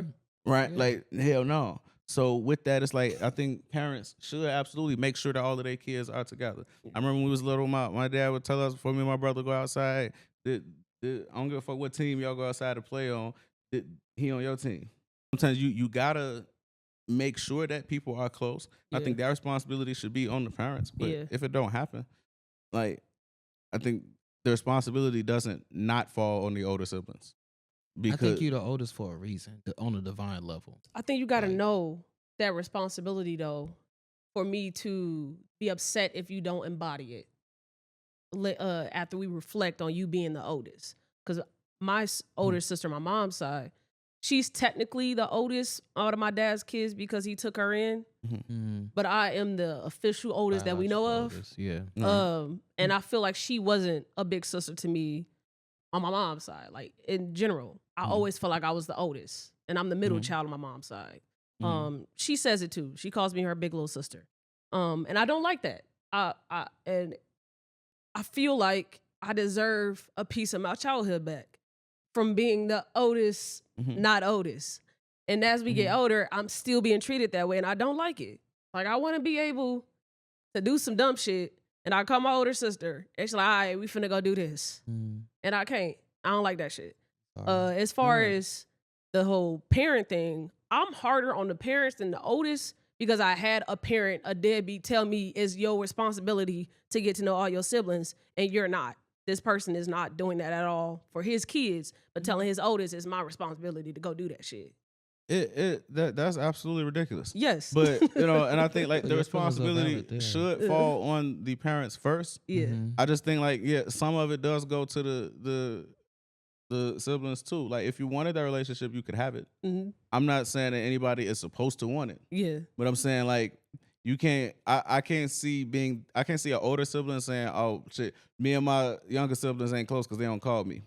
Like, it don't work like that. Yeah. You know. So I think if you wanted your siblings to call you, they would. Yeah. Yeah. And I think it is that. So it's definitely on the parents. Like, the parents should instill that. To make sure that their kids love each other. Shout out my OG though, because she did do what I think all parents are supposed to do. You make sure these kids grow up together. She did his kids, her baby daddy kids. He got 9 of them. She made sure we all grew up together until we couldn't. She made sure that I know my favorite cousin, because his daddy went to jail for like 18 years. She made sure I'm always at his crib. We know each other. She was the glue for her moms, all her kids. My mama made sure we all grew up with each other. Yeah. And I don't think she get that respect for what she chose to do with her time. Thank you, T's OG. Okay. It's, not a lot of moms do that. No, she don't get respect for that, because she definitely did what she needed to do to make sure we all knew each other. Yes, and that's a beautiful thing. And sometimes that is what will hold the family together. I don't want to sound morbid long after she's gone, you know. But moving on, because we definitely ain't touched no hot topics. Yeah, we got far deep as hell in this episode. I just want to do this one of those. Yeah. It's content, baby. Yeah. We don't need hot I'm not topics. mad at it. We don't. Well, we got some. So I did want to touch quickly on the Travis Hunter fiance debacle. Right. Good. So if you don't know, Travis Hunter is the Heisman for this recent NCAA football season. He's the Heisman winner. He goes to Colorado. He is on Coach Prime's team, for the people that only just know Coach Prime. And he has a fiance. She says that she got some black in her. She said her mama black, but she said that. I didn't know that. Yeah. I didn't know. Yeah. Okay. Yeah. I wouldn't have seen it. Where we going? So she and him has received a lot of backlash because of them talking about how they became a relationship. He's going to the NFL. He's gonna be a top prospect, very great player. Is right? he black or white? He's black. Okay. She is Hispanic appearing. Okay. But she did say that she got black in her. She said one of her parents is black. I know. I think she said the mama. You know Speedy Mormon? Yeah. You saw that video? I didn't watch it, but I know you're talking about. She started off saying she half black, and then say her uncle who married her to the family is black. So she's not black, but she said nigga. Right. Yeah. So is this young lady saying no, nigga? that's not her. Crazy shit. That's not her. So I haven't seen her say the N word. I don't know if she says it, but I only brought her up to say people be saying they black. And of course. Uncle I know that. family. I thought that's where this was going. I was like, well, what she do? She said N word. Like, so what she did is she talked about how Travis was not her type. Now, if you look at Travis, he is someone that has Afrocentric features, big nose, big flat nose. Like, he is not conventionally attractive to someone that does not like people that look like him, right? Okay. And so a lot of people are weary. They think she's a gold digger, think she out for his riches. She don't really like the nigga. They talked about how she would go to parties. She's Latino, so she got tequila ingrained in her blood. He don't like to party. He straight on his books and sports. So he would go take her to the parties and stay in the car while she party and go crazy. It's a recent nigga that had her in his music videos. They've been together for like 4 to 5 years. There's a music video that just was brought up of her being the vixen in the music video, nigga holding her booty in the pictures and shit. That was the same nigga? No, it's a different dude. Right. Different dude. It's a different niggas, dude. Yeah. Right. More of the story is a bunch of stuff that it just looks shaky for her intentions of being with Travis, and Travis look like he's gullible and naive, and he don't really know the real her. right? And so See, this is what social but media look, is speculating. See, because it's two other big things. Okay, yeah. Right. You're right. Give You're me right. the You're right. full beat. Yeah, it was one day after a game. They had just won, and he was trying to talk to her. I think he was trying to get a kiss or something, Yeah. and she just like very clearly was Upset. Yeah, Just like nine right. with none of that right and now. walking away from He was like him. receiving an award or something, right? And It she was like, se- no. I was gonna get to no. that. That's the It was second one. senior This day. was the game. Okay. It This was when senior people day. first started Oh, that's a questioning young her. I nigga. think. He's very young. Yeah, they both. We all He's young. 22. They Okay. young. They Okay. senior in high school, senior in college, or whatever. Got you. Yeah. Got you. But I think so I have seen this thing. it was that, and Mhm. it was the win at the Heisman. Yeah. When they went to the ceremony, they don't know who wins the trophy when they go. Mhm. So it's like the Grammys, right? You got to wait and see. So they got the finalists up there and stuff. They announced his name. Everybody stood up. She the last one to stand up. The coach got to tell her stand up and clap for him. That's like that's wild I as have hell. seen these right? clips. You know what I'm Okay, saying? I didn't know that And was. then after he hugged her, she was the first one sitting back down while the whole building is still standing up clapping for him. Got Right, you. like Yeah. there are things that make it appear like the things that you're supposed to be happy for him for, you're not. And then you willingly told us that you let his DM sit in your inbox for 2 months because he wasn't your type. Then when she tried to clarify and say, "Oh, when I said he wasn't my type, it wasn't about his looks. It's because he had a girlfriend at the time. He was a cheater. Cheaters are not my type." Blah blah blah. And it's like that's some bullshit. For one, why you start the video off throwing him under the bus like that, right? Like because if that's what you believe, then guess what? Like we were talking It about, don't still make a it no fucking better. cheater. Yeah. It's still a cheater, right? Like that. You threw him under the bus. Throw shit on him. She could have just said, "I ain't see it" or whatever, right? Like when T-Pain didn't see all them inboxes, and people have been trying to work with him, and his feelings hurt, right? You could say, "Damn, y'all, I ain't see it." Yeah. Right? You don't gotta lie, or not lie, but I think she lying. I don't think she lying. You think that she saw him and was like, "Oh, that man is gorgeous. I want to marry him and have kids with him." No, I don't think she lying about the cheating. I don't think she lying about. I think that everything she has said is truth, for her, because that's just how she read the situation. But as she get to know him a bit more, I think that it still is, you could be there for these reasons.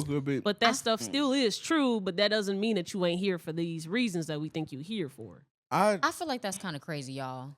I'm Crazy sorry as to hell. interrupt. To but do let me what? just add this piece of evidence. So basically, that DM was sitting in her phone for a minute. In a minute, And yeah. guess who told her about it? Her brother. Her brother. And they best friends. Travis and her brother are best friends. The girl brother told her, "Hey man, he cool." Right. You don't And know then who that's that is? when she started looking his way. But that's what I'm Right? saying, though. Oh, so like, that's oh, girl, exactly he got right. money. We don't know if that's what the brother said. Okay, But but it's that's what we given that said. he They said. they talked on it. They got on like a Zoom call or Yeah, something like yeah, that. they be streaming. Yeah, and at the end of the day, I feel like her brother saw who that was. Uh-huh. It was like, girl, you don't know who that is? Yeah, and I And think put her on a meal ticket. and I think she Yeah, I think her brother it clicked probably for wanted her. to like, yeah, see, my girl, lock exactly. in. I don't think Exactly. she lying. that. I Lock don't in. think she lying about the cheating thing. I think she not telling the full truth. Also add in that you learn who this nigga was, da da da da. But he could have really was cheating. She ain't like you ugly and you cheating. You and can't that wasn't do her that. type. So, but my thing. So, what would make you keep up with him for that long? Like Money. to know that he's single now. Being The around. potential. Right, you know what I'm saying? Like it just sounds like a bunch of bullshit to me. And Exactly. I'm one of those people. I got a real low threshold for a lie. Yeah. If you saying something to me, trying to get me to believe something else, I don't give a fuck if it's true or not. You lied to me. 'Cause Yeah. You want me to believe something that's not the truth. Yeah. Like the reason that you didn't DM that boy back, or when you finally did DM him back, the reason wasn't because, oh shit, yeah, he broke up with that girl now. Now it's my turn. You was not sitting there waiting on that nigga to be single. You know what I'm saying? Like, I have waited before. I know the process. The brother put That's her not how it on. work. Ain't nobody have to put me on with nobody I was waiting on. And I also feel like you will know. know when a woman like her man. That's all I'm gonna say. Exactly. I've never seen a woman who likes a man and scared to show affection for a man. So it's like, no, I'm sorry, that girl don't like him. Like, If it's the clips that I know I have seen, and these are people y'all talking about, she's not feeling them. She feeling the money. If she getting something, I really can't. I can't read her well enough on if she genuinely if she attracted to him. I can't read on that part though. I feel like I can feel read like- when somebody's not attracted to somebody. Yeah, I think she do care about him now. Yeah, I do too. But in the beginning, she did not care about that man. She probably had multiple boyfriends. That was probably his first time getting a Yeah. let's say a borderline type. is she looking above? woman? Never mind, y'all. I don't, Or is she just Latina? look, me in his eyes. I'm talking about from his okay. level of I you get know perspective. in his vision. eyes. Yeah. The bigger thing is you get them how you lose them how you get them. So if he had a girlfriend while he was pursuing you, that's like a point nobody's mentioning. Yeah, Well, I feel I like guess not. That That's was what I'm saying. I mentioned that there's- to say that's why I feel like it was bullshit, because why would you do that? right. Why would you don't like cheaters, so now you go with him because he's not cheating no more? Like, Exactly. this shit is dumb. yeah from the Exactly. jump. It don't like, make no sense. so like over time, she learned to become Yeah. affectionate toward him and Yeah. really start to see him and appreciate him for who he is. And because it But in the happens. beginning, That happens. Everything they sharing is from like 2020, 2019, Yeah. whatever. All these videos that's coming up of her when they was allegedly in a relationship already. Yeah, she's She older than probably him didn't too. care. Yeah, I'm like, if he's 22, how She's old is older she? than him.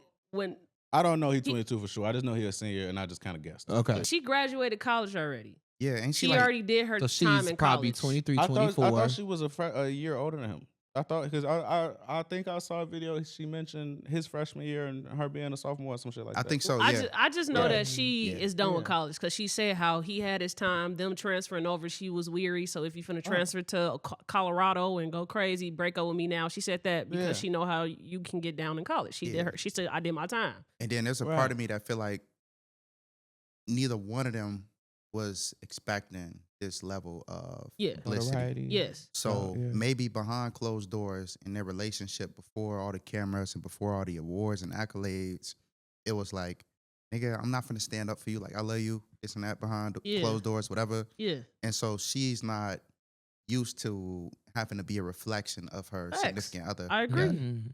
You know what I'm saying? Maybe she could just be young minded in that regard. Mm-hmm. And him, on the other hand, he probably was goofy in the beginning. Like, let's be honest, like he probably was It's on videos some, of him being a goofball. He's a goofy. He's yeah, still he goofy. was probably was just goofy. He Yeah. like this That's- this the That- best looking love woman yourself I've a been little with. bit harder, baby. Yeah, he probably like, all I know is the gym. The best looking and- woman I've encountered that's taken interest in me. Yeah. So he's like he's ignoring more red flags than usual. Right. Stand up. And so now, you know what I'm saying, now he done clouded up as far as accolades go. And now the public eye is on him, the spotlight is on him, and she's not used to having to be a reflection of him and represent. Like, she's not a Savannah James. You know what I'm saying? Like, she's not used to that role yet. Bro, That's and crazy, y'all- because that's deep as hell. Because I never considered that when I stood up and clapped for people, I was supposed to be happy for them. I was a reflection for them. She explained why Yeah. she was upset at that game. The was senior night she game. The upset? senior night game. She was upset I- because the security was Yeah. holding everybody back, and they was all trying to rush the field. They won the game. They was trying to rush the field. That's the thing you do in college, Okay. right? She felt like they should be treated differently. The families and the people that are here that's close to the players, they should get treated differently. They shouldn't be held back and shit. So she was upset that she had to experience that, and she was trying to say that to bro, but he wasn't really care. He ain't know about none of that. He just come here for a kiss. She said that's what went on, and it look. She understand why it look crazy. I think that's some It's bullshit a time and too. place for everything. She was It's wa- a time she and was place walking for away from everything. him. Like that's some bullshit, bro. Like I'm trying to talk to you about something. I'm trying to hey, listen to me. This is important. I really need you to listen. I'm not gonna fucking turn my back and walk away from you. Right. I need you to, hey, listen to them. They did me wrong. Like, go get them, boyfriend. Right, Beat them it's up for not me. the time I'm for not that. going to turn my back and be walking away from you. We're also Like, black. You gotta think about it. You gotta think about it like this too, though. She's not used to camera C being pointed at her. Yeah. While So But he fuck the needs camera. to date Is somebody she trying who to talk is, to you if or this not? is the life he My wants thing, to live. if she is saying I'm trying to talk to you, have you noticed every time I spoke to you, I've been turning this way. I've been hoping I ain't fucking up the camera shots, right? We but it's like also- if I'm talking to you, why would I turn this way, bro? We yeah, all- and that's what I'm saying. Because Like she he wouldn't was. have did that shit, That's fuck the probably the camera. dynamic of their relationship behind closed doors. Yeah, like But you she's not big used to Travis, having- but she's you not- ain't big Travis to me. Exactly. Mm. She, you know what I'm saying? He doesn't look in the mirror and see a giant. He just see Yeah. a giant. She looking at him. She knows him personally. Yes. Piggybacking off the He looks conversation we very had prior humble. to this. Like he don't. I'm confused about what. So this probably their dynamic. That's But what I'm it's, saying. it's a way to probably- look at somebody like that and not come off disrespectful. Well, Like it I'm seems not even, that I don't she's want to go that doing. far. Yeah. Yet. I'm Yeah. confused about if her excuse about the game is I was trying to explain such and such to him. Why are you walking away? That's all I'm saying. That's contradictory as fuck. If I'm trying to explain something to you, I'm not walking away from you. Maybe he that said don't- something that pissed her off. I feel When like she- women. when I he just feel came like in you for a You kiss. more so on the side of like she getting some bullshit. And I'm not saying this to say that If I'm it's not agreeing with her. bullshit, she I'm just just needs saying to this take could some be PR why classes she or did it. something. Maybe he said some goofy shit like Right. she mad as hell. She don't know what he finna say, but she knows she got something to say. She mad as hell. Man. Hey, they got me fucked up, and he said, "Girl, give me your kiss." And he like, she like, bro, they got me fucked up. Man, And now just you give got a me fucked kiss. up too, 'cause And I she, don't wanna like, give you a I can kiss. see why, but can it see looks that. bad. I can see okay, that. so you came up with the best possible scenario. Right. Right. And 9 times out of And 10. you think it's some bullshit. And that also would have pissed me off because then it's just not the fucking time for this. Exactly. yes. And it's Yes. not your first game either. Well, you need to This be damn near the selective end in of who the you season. date. You know how then. this shit go. Yeah. You know what you need to do to be down here before certain time or whatever the fuck it is that needs to happen for her to get across that field. After I win my game, it's not the time for that shit. Yeah. And I think that's the part that a lot of people just don't be understanding. Like, damn, if I'm having a big moment in my life and something good going on for me, then fuck that bullshit you worried about right now. If you can say fuck it, you're supposed to say fuck it. Exactly, So and by talk the about time it that later. You pass the security and you talking to him, let that boy have his fucking moment. I'm And less that's mad all at the anybody game. was saying that day. That's all. Like, No, that they wasn't day- saying no, that. They no, wasn't saying that. That day they were saying That that. day they were said saying it wasn't the day for cheerleaders. that. Yeah, and They so said look, cheerleaders what that day. I'm I'm not okay. When I say all they're saying, I'm saying the overall point that people were making was that is not how she's supposed to behave after he won his game. So yeah, people did say more. They did say fuck her. They called her gold digger, all that. I'm saying, but the reason that they did it was because after he won his game, that's not how you're supposed to be acting. When you're supposed to be happy that he just won his fucking game. Yeah, I and agree. So, and so, I agree. in no way, shape, or form am I advocating for her behavior. Facts. What I'm saying is, I think that was the dynamic of their relationship. Yeah. That was a small Glimpse into it. glimpse Yeah. amplified, Facts. by the media. Yeah. And so she was probably like, why these security guards holding me back? You need to deal with that. Go say something to them. Woo, woo, woo. Probably just tripping and blue. Sometimes, and no offense to you, women can be emotional. Mm-hmm. No offense to you as well, babe. Women could be emotional, and sometimes I don't care who watching. I'm finna let you know how I feel. Facts. I'm finna show you how I feel. Yeah. Huh? And they just decided to key in on that. Yeah. And she's not used to that. She doesn't understand how detrimental that is in the public eye Yeah. to his image. She's not used to representing him or his image or his brand.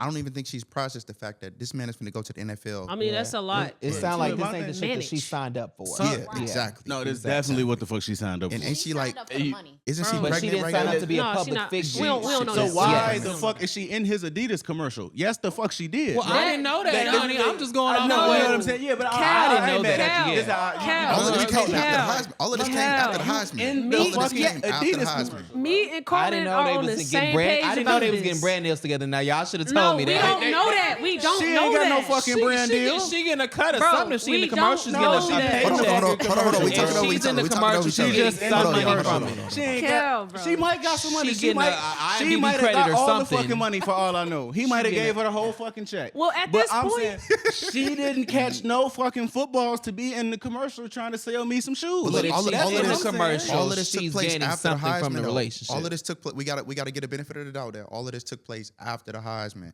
Nobody knew who was going to win the award. Once they won an award, Adidas instantly like, boom. Let me call his agent. Hey, we need you at this commercial. Woo, woo. Bro, I feel like that was But- already shot. And the Yeah, Heisman they is like the just Grammys greenlit it for the when he NFL. won. Me knowing production, that was not already shot. That was not. I don't know. And the I don't Heisman is know. like the Grammys Not for at like athletes, right? No, the yeah, Heisman- It's one it's- trophy, so it's like yeah. an MVP award. It's all basically. speculation. Okay. It's Of all all- speculation yeah. till it's announced. It's all I- speculation. So But just Okay. like you see, Anthony Edwards had a breakout game last year. Instantly, he get a shoe deal. Instantly, Right.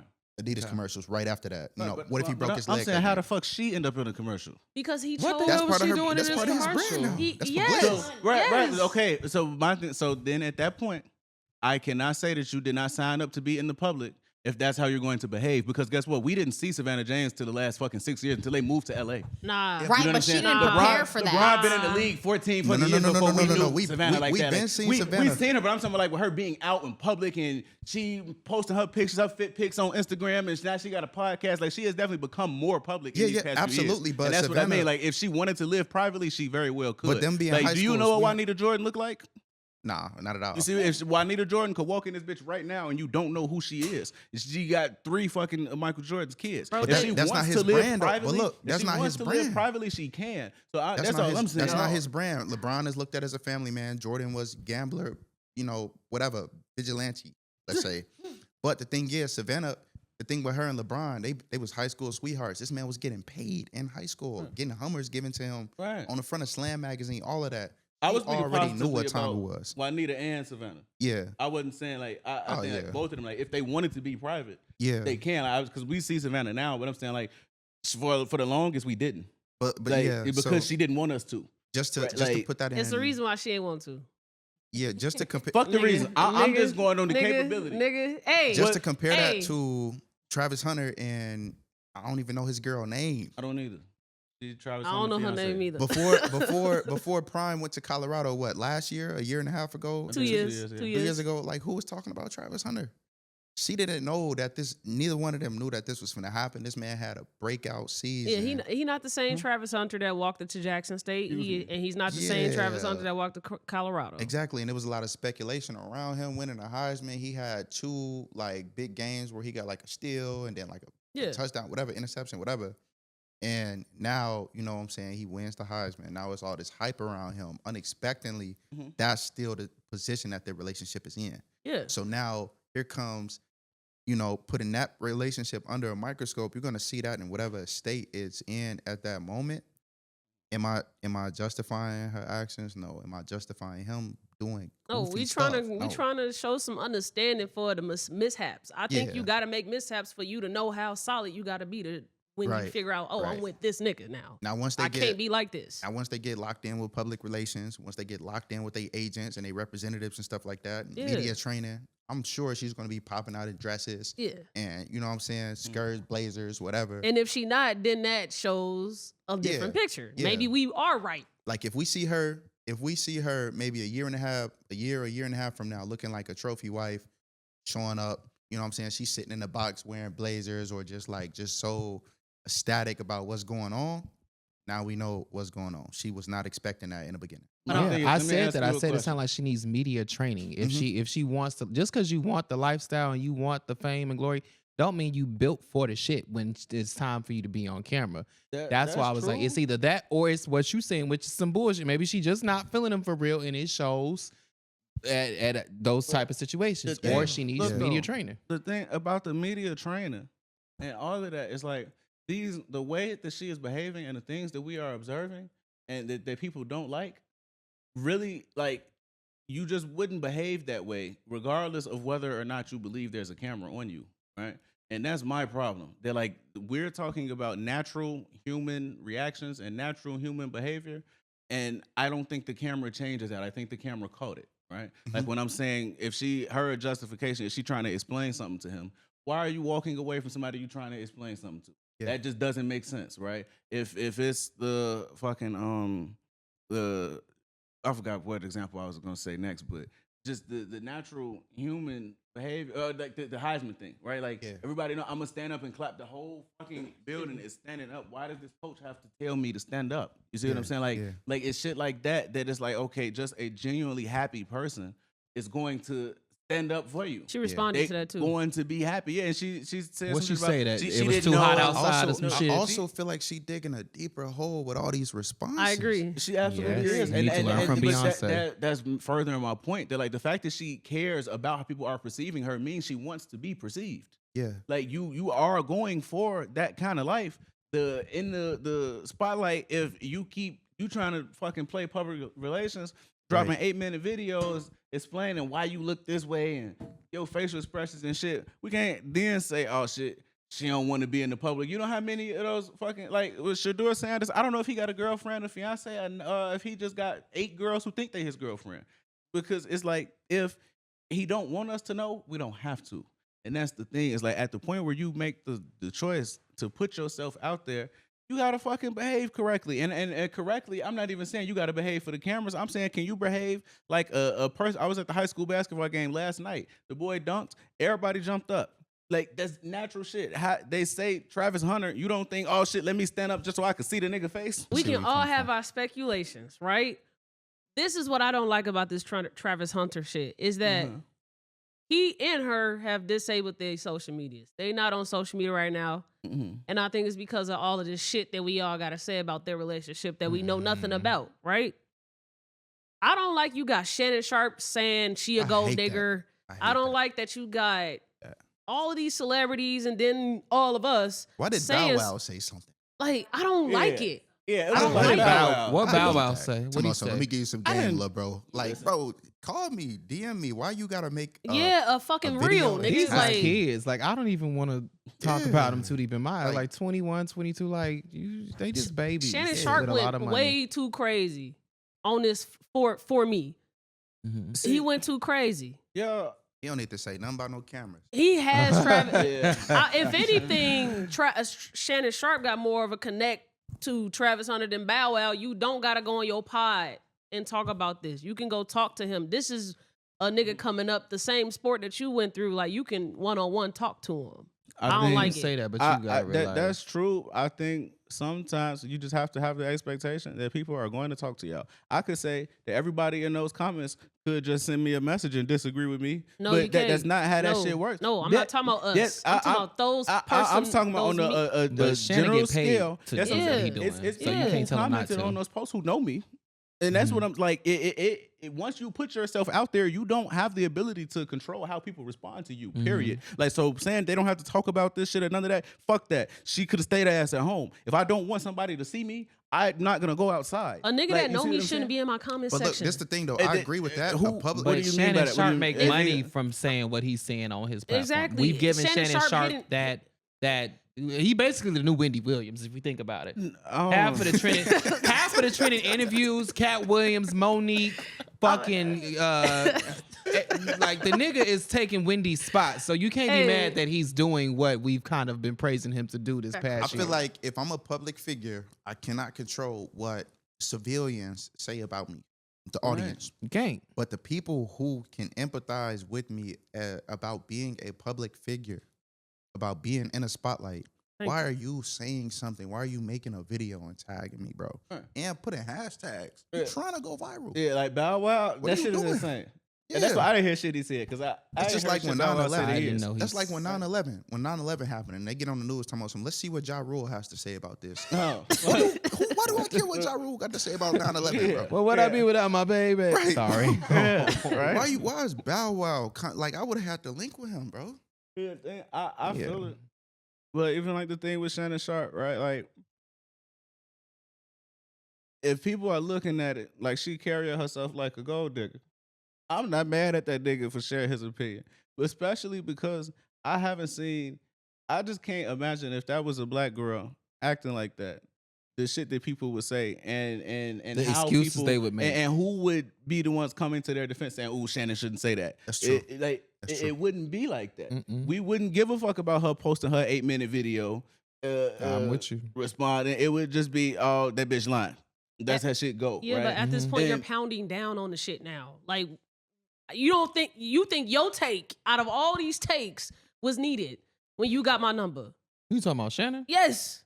Y'all, I'm not talking about Bow Wow. I'm talking about Shannon Sharps. His is the one that really blew me. I You don't the see same how. nigga that just got caught fucking on live, and you did it intentionally. He sure Don't did. talk about my situation, bitch. Yeah, Like, but come on see, now. Oh my God! But See, you we said talking about in the Shannon shoes Sharp of this person, or- but the general public has what- praised Shannon Sharp for making comments. Has That's he what I was praised about to Fuck say. all That's that. his I don't- job. This The is thing his job. Travis Hunter Sorry. also can go in there and talk about him. That's the thing. Like, these niggas be too fucking sensitive. Well, go ahead in there, and respond. go in there and say It's Shannon not Sharp. disabled. Go say Shannon Sharp. You need to shut the fuck up. You then. talking If about that's the how you bro? feel. You talking about the 'Cause woman I love right now, Then nigga. tell him shut the fuck And up. you talking about me? You tell me I'm a dumbass nigga. But he gets Right. paid to So, call you a dumb ass I don't nigga. care about that shit, Right. nigga. That you is- Tell him you shut a- the That fuck is, up. Then I did not defend know Shannon yourself. Sharp Me? as a football player. I knew him Me? as this guy who interviews people. Me, I I'm not didn't know dis- I was like, who is Shannon Sharp? I'm not This bitch is disabling my messy. I love social it. media if I'm Travis Hunter. I'm talking my shit. And that's But what I'm saying. So I can't be get- mad at nobody if that's the route that he took. You talk your shit back. That's the thing. Like, when kids come home and say,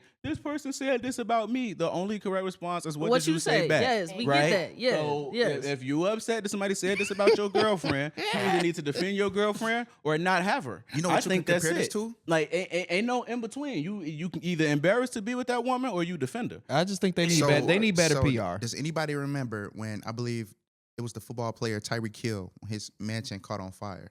His neighbor happened to be Rick Ross. And Rick Ross went live Yeah. showing the fire instead of calling him. Right. That's The same energy.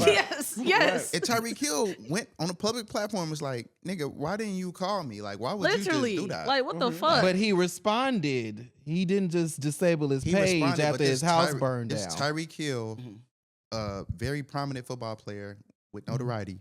This is Travis Hunter, still up and coming. It's a young ass, little Nigga ass probably kid, got social bro. anxiety. Like, he don't know what to do in front of the camera. If he got the money, he needs better PR. A PR Mhm. practitioner would never say, the world is talking about you, disable your page. And he has Beyonce responded. is He has every responded, but bitch it- in the, and you don't respond all the time. Yeah, Beyonce he is only every said bitch in the something book once. every day, but she And- never deletes her page, and she's not responding to everything. If she is going to do, it's going to be in the art. Beyonce industry. is sometimes an it can make incredible it- standard. Yeah, It she's can make it different. Yeah, worse. that's What different. I'm saying, Beyonce she different. has standards great when we talk PR. about You need to kids. take note from the But look, people who have Sometimes it incredible can make it standards. worse because when he responded, that's when he was like, man, Bro. y'all don't tell me about my Bro. girl. We've been together for 5 years. Y'all, Right. not, bro, Damn, we that sent talking them down a about. whole nother rabbit We're talking hole. about Right. Travis Hunter. Are y'all gonna be real or not? What the I don't know fuck? who this This nigga nigga is not is. cute. He's not conventionally Let me cute. see a picture. That's Can no. I You can please look see it a up on your picture? phone. He's not It's over conventionally there. cute. Let me hand me my phone. Everybody is on the internet saying you ugly. Everybody's saying your girl ugly, but she's just ugly enough. Oh my God, is she? Like, people are going crazy on this man, right? Right. What do I say to a nigga saying I got money though? No, it ain't shit I can say to compete with you saying that I'm ugly when I feel like it too. I know we need to be serious. Like, we're talking about a man's self-esteem, a black man's self-esteem. He probably wasn't chosen all his life until he got to where he is at. Like, yes, I can see why your ass disable your account. That's why he dealing That's- with what he dealing with. Beyonce ain't got to worry about a nigga calling her ugly. You can't. She better not. You can't. So she don't need to disable social media if millions and billions of motherfuckers call you ugly, and you stupid, and you goofy. You can't be all three. Then you got comedians capitalizing on the situation. Literally. Like, it's just different. It's a different pressure, bro. I understand why you would. I'm not, because you can't call me ugly, but I understand. The See, nigga the YNJ thing- just I made a see what song y'all called saying. Travis Hunter. Literally, niggas making diss who songs made the about song? him. YNJ, one of them. Unknown ass nigga made a Michigan song rappers. and called it yeah. Travis Hunter and put him and his girl as the cover art. He said, I ain't no Gooby, I ain't Travis Hunter. I Yeah, ain't no like, that da-da-da-da-da. shit is I ain't lame. Travis Yeah, That's lame. that's pretty corny. But the thing about all of that is like I feel you on everything that you're saying, but it's like at the point that you get up and defend her, right? It's like right now, if you say, "Hey, Khyle, you're black," I know that. Mhm. I'm not offended by that. That didn't hurt my feelings. Hey, Cal, you're right? ugly. What do you say?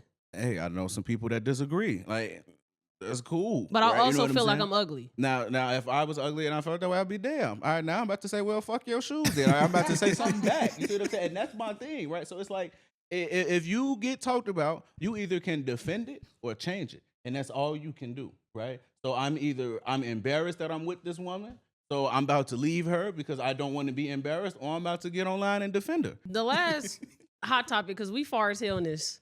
It's a good and episode. we still got mental health to touch on. Oh shit. The last topic we're gonna do is man, I want to do the Cardi, but I feel like we can save it for another time. I like the Grammys. The Grammys is coming up, right? Ooh, let's Cool. get it. Yeah, Let's get it. And I'm only gonna talk about one person in particular, Doechii. I knew it. I fucking knew you was gonna say it. Doechii is up for 4 Grammys. This 4 of them, and I think she's in tough competition for all of them. Mm-hmm. So I've been paying attention to how she's been rolling out her Grammy noms, Mm-hmm. and I wonder if you all also are doing the same for us to talk about a rollout. I've I've seen her Tiny Desk. What- Was what in in my put- top 4. What in particular about her rollout? Are we like So- critiquing it or? So she just did the Genius one with Issa Issa Rae. Rae. Denial is a River. Is that the song? Denial is a River. She did her She NPR was on Tiny like Jimmy Desk. Kimmel or something too. She was recently, on. right? She did that too. She's done a lot of performances. She did Tiny Desk, and she's really showing the artistic interpretation of her songs. Because rap doesn't really get the respect I think it deserves at the Grammys. Yeah. And I think Mhm. she's really showing the artistic way to interpret her words. Yeah. Yeah. And the thing that I've recently seen her drop was she has now a show dropping. She announced this on Twitter, and basically it looks like a Family Matters Yeah. spoof. Oh. She got influencers in it. She got certain TDE artists in it, and just people that have a following, right? Was that a show or was that a? It said it's a Was show. that an album rollout? It said it's a show coming. Supposed to be a show. Yeah. So I've heard that Doechii's Doechii- Grammy rollout. Yeah. Do you all think that this can even get you to win a Grammy? Well, I hear a I lot of think people so. saying that this rollout is forced. Okay. As like people, some people, not all, Mhm. I've seen on like TikTok and Instagram saying like Doechii's being forced down our throats. Okay. I saw That's why I thought that you were going with the like. I No, thought you were gonna no. ask That- you for, that's like, just Nah. silly. Yeah, silly. Yeah, I That's agree. just It's very silly. silly. Like, Because- what is she supposed to do? Say, hey, y'all, forget about I'm me. nominated, but I'm finna go home and not do shit about it. I feel like she's doing everything that they say that it takes to increase your chances to win a Grammy Award. Like they'll say like Rihanna didn't get shit for Anti because she really didn't promote Anti or she really didn't kiss enough ass. I just hope that she gets her. I hope that she gets a Grammy. I feel like the she- work that's I being. feel like she just capitalizing on On the hearsay. moment. Yeah, you Yeah. supposed to. You're You're not not supposed supposed to to do. sit your ass Yeah. down after you I done feel- got 4 Grammy noms. You gotta get the work. I feel like people that's saying that about her, they just don't listen to music. They wait for music to be given to them. And so Mhm. this music was given to me. I don't like it, so it must be them trying to push some shit on me. Exactly. I think a lot of it is about Kendrick and Drake, and I think a lot of people who are missing, like looking at the comments and shit, are missing the fact that these are Barb's and OVO fans. They got the shit in their fucking at name and are saying they don't like her. Millennial bar. Right. I hate You- that bitch. You know what I'm saying? Yeah, like I see that too on Twitter. I think so. A lot of the conversation that is being seen as the conversation is their conversation. Mhm. Like they are looking for something negative to say about Yeah. everybody. I don't think Yeah. it's the general consumers who are feeling like Yeah. she being forced down our throat. Like I don't think it's that. I think it's some more I actually young money I shit. hate that shit. Hey, what? I hate that people take shit personally about their favorite and they create narratives. Cause Nicki Yeah. fans do that a lot on Twitter. They Yeah. do. Ooh, I'm scared to say that. I don't They give a gonna- fuck. They gonna find my address. I ain't say that shit.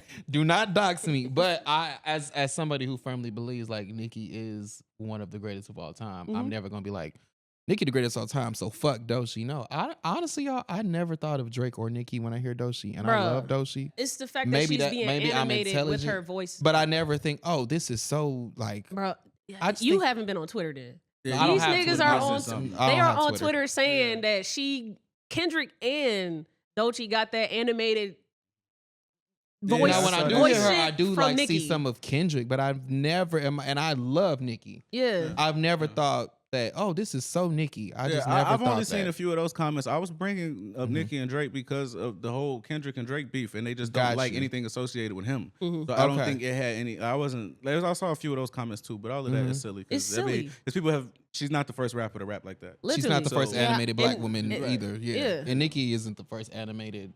I meant Yeah. Nicki. I meant like there's so many rappers from the '90s who rap Right. just like that. Literally. Like when Right. she Yeah, made better the stop fucking playing with Dungeon Janelle Dragon, Monáe like, like people don't realize that shit was already a song. Yeah. Like these people are dumb, and I think that might be her most animated shit. The rah rah Dungeon Dragon, like nigga, Right. it's a song already. A stupid hoe Like was she pretty didn't come up with animated. that shit. Yeah. I like But Stupid Hoe a little bit. I do. I as somebody who definitely, I'm not a bar, but Nicki is definitely one of the goats. She sure is. Nothing will ever like. Man, y'all gonna fucking grow up on this Nicki shit. But at the I same just time, said I'm not a Nicki bar. is Like, one of but the Nick, goats. you cannot tell When me y'all that say she goats, is like, not. what do y'all mean by that? What you say? When it What'd you comes say? to, When y'all say goats, like who are we including in that? I'm They're saying when it comes to rap in Like, general, so you saying like just she's rap, a just rap- rap. Rap When it women. comes to not being a performer, not having the best looks, not being a dancer, not being able. I mean, she did sell out. She had a great tour, but when it comes to going in that booth and making some shit shake as a rapper, I think Nicki is one of the greatest of all time when it comes to the female rap genre. Why? And, is and that that's, such- and that's why I was asking why who is was that- included. Are we saying she's one of I the don't know greatest if- females? Are we saying she's No, one of the greatest I think rappers? she's- I think Are we she's saying, one of the like, what are greatest y'all- rappers. I think one of the greatest rappers, but think she's definitely one of the hands greatest. down the GOAT of women rap. Hands down the of GOAT. women rap, But when it yes. comes to GOAT in general, she's one of the GOATs of rap in general. What other woman yeah, do you know no. can get in the booth with Jay-Z and Kanye West and have the best verse on the record? Put all the barbs and shit aside. I don't know any other woman in this industry who can have the best verse before Nicki or after Nicki, period. Nobody I have yet to hear. Not even nobody. So how I'm long sorry. she gonna ride up that verse, That's though? what I'm Yes. saying. Like Yes. that shit was 2010. Yes. Damn, y'all. It don't mean it. How I don't long- care. I played my- I mean, don't damn, care you when it came out-rapped out. Jay-Z one time. But some will Damn. never be able to do it ever. I mean, So and she that's got it something that one time. You right, but so my thing is, so look, right. I make this comparison with basketball a lot. If you're gonna say that somebody is the greatest because of who they beat, doesn't that just mean that they're that fucking great, right? Like if I got my stamp because I beat you, that really is just more of a That was not one for you. example that you I had a gave. bad day, yeah. But like that's a lot of that's people the examples. example. She out-rapped them niggas. Oh, okay. You know how many other niggas probably out-rapped them niggas? Like not a lot, but like Exactly. It's some. But the thing is Very also not few. that many that's been on the song with them, right? Like I you know, like so that there's limitations there. There are also women who like, and when we talk about having the best verse, it's like, what do y'all mean by that? I love the verse. I know the whole Yeah, song, right? it- Amazing. Nicki got a few verses that I really like, right?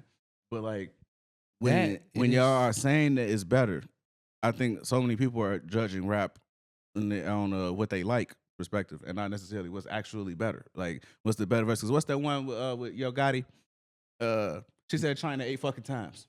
Five-star chick? I No, don't no, know. no. With the thick vagina, Lil Big take Take a Lil Big. China. Okay. Get out the pink Lamborghini, just a race with China, but the race with China, just but a the race with race China, with little bad Trini bitch. I was gonna ask you. He's a barb. That's what I'm saying. Like she can get on the record, and I'm sorry, but that's it's not wrong? just monster. It's not just monster, That's raw to you? huh? That's raw? And I if feel it like is that a problem? It's raw to the standards of it's her not- being Nicki Minaj.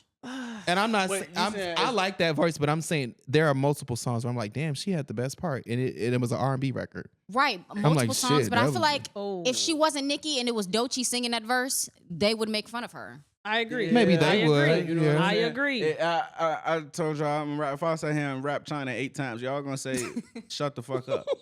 That's what I'm saying. Like, And I'm willing to admit and- my bias. I grew up listening to this woman, so Me a lot too. of the reason I give her that go, I will admit, is because damn, I remember when this And shit that's came why out. she the go to a lot of That's you when I remember niggas. this shit came out. right. But at least no. I'm mature enough to admit that. See, Cool. Because a lot of but- bitches be like, no, she's just the goat. we, Period. 'cause we had a conversation on the last one where I was talking about like my favorite doesn't have to be the best, Mhm. and I think Mhm. a lot of people don't understand that. Yes. Like you can like things and understand. Like my favorite basketball player is Derrick Rose, forever. Like Mhm. I just told him going to the night, right? Like, but I know he's not the fucking best basketball player. Mhm. So, and my thing is, especially when you condense the category to the female rappers, yeah, of course Nicki's gonna be high on that list, right? But if we can we come up with a list of 15 right now, like for all 5 of us, we probably could. Yes. right? We definitely But, There's like, competition in there for her now. Oh, yeah. Right, but like, but if we came up with 15, so many of them just started, right? Like, Yeah. it can Yeah. all 5 people in this room. If y'all could name 10 women rappers from the 90s, even the ones in groups, shit, I give you $10. Okay, hold on. See, I How left long it do at I 10. have? I left How it long at do 10 I with have? the groups in. How long do But I have? You see what I'm saying? Because my favorite Like- rapper is Left Eye, but I'm not gonna sit here and say that she was the best. I'm not saying Right. Nicki is not my favorite rapper, female rapper. Who's your favorite? I like Yeah, Left Eye. Oh, But I'm I not guess gonna. you I'm didn't not say finna. that. You Yeah, I'm didn't not say finna that. sit up here and be like, "Oh, Left Eye can out rap the shit out of Nicki Minaj." Just because I call somebody the GOAT, don't mean they ain't my favorite. So this I don't like a lot of the shit that Nicki. Oh God, please, never mind. Cut that out. This is Cut what that I will. out. This is what I will say because I grew up on Nicki and Nicki only too, but I also was aware that it was only Nicki. Like, Right. like when Tink and Dreezy became a thing, Nicki was still hot as hell. She Yeah. did the G Herbo remix, Mhm. but I'm from here, so I'm hearing Tink too. I thought Tink was cold as fuck when I was I growing love up, Tink. and I feel like she should get pushed more. Damn, we got some more niggas out here that's rapping too, but we hyped about Nicki on G Herbo shit. I never understood it. I thought Tink, hey man, play this Tink over there. Come on, play Bonnie, goddamn it. I like Tink too, but I was hype as hell. I was happy for Herb. Like, damn, Nicki Minaj just got on Herb's song. This shit Yeah. is incredible. Yeah, You yeah, know? yeah. And she But did cool, but She did cool talking about the hot sauce and ketchup. yeah, Pissed it's me right cool. off. Somehow, what It's the fuck cool, is that? But she was the Yeah. only Mouse fucking sauce, one, bro. know? She was the only one. You ain't had no competition, no real sons. Now that we are older and there's way more female women Way more rappers, competition. they not getting pushed by her. I don't like that. And they are really fucking good. Like Meg is really fucking Megan Thee good. Stallion Really raw, good. man. Megan Thee Thee Stallion be is raw. dropping She's raw bars. as hell. She Not get- even just a Megan- rap, Megan like is art raw as as well. fuck. Wait, say it again. I said she really be dropping bars. Bars. Like this She song. do. She got this song. I keep it real to real. Y'all know that song. Yes. Fuck That's how my them critics shit. and fuck how they feel. Right, you know I'm Yes. making that money. shit, Oh, when wait, she I get want up to that point, that whole little verse where she say, "I'll knock knock the shit out of this like an animal." Animal, Yeah. like, And I'm like, Yeah. damn. She told me Megan some is shit. These hoes not bad at Megan. These hoes mad at Megan is cold as shit. Megan is cold. I think if we were to put somebody in competition with Nicki, It's Megan. I'm gonna put Megan in there. Yes. And I hate that they but fell we talking out. about like all time.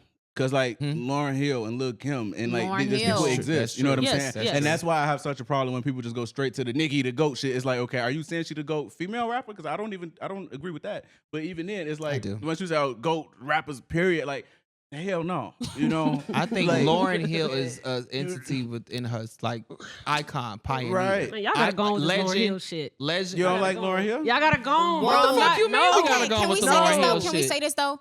I feel like in the music business, lighter skin wins.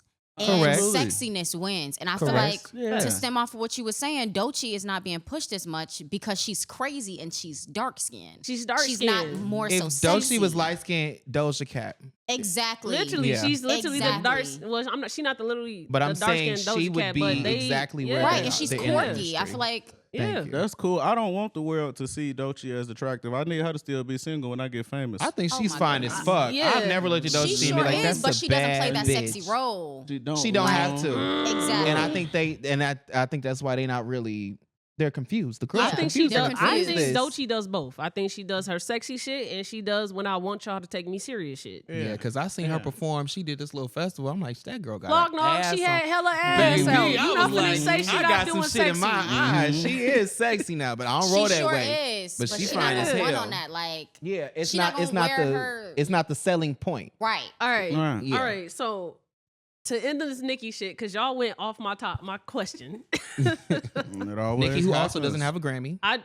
She No, doesn't. I she does do. not. I think Nicki is one of the goats when we talk about just art.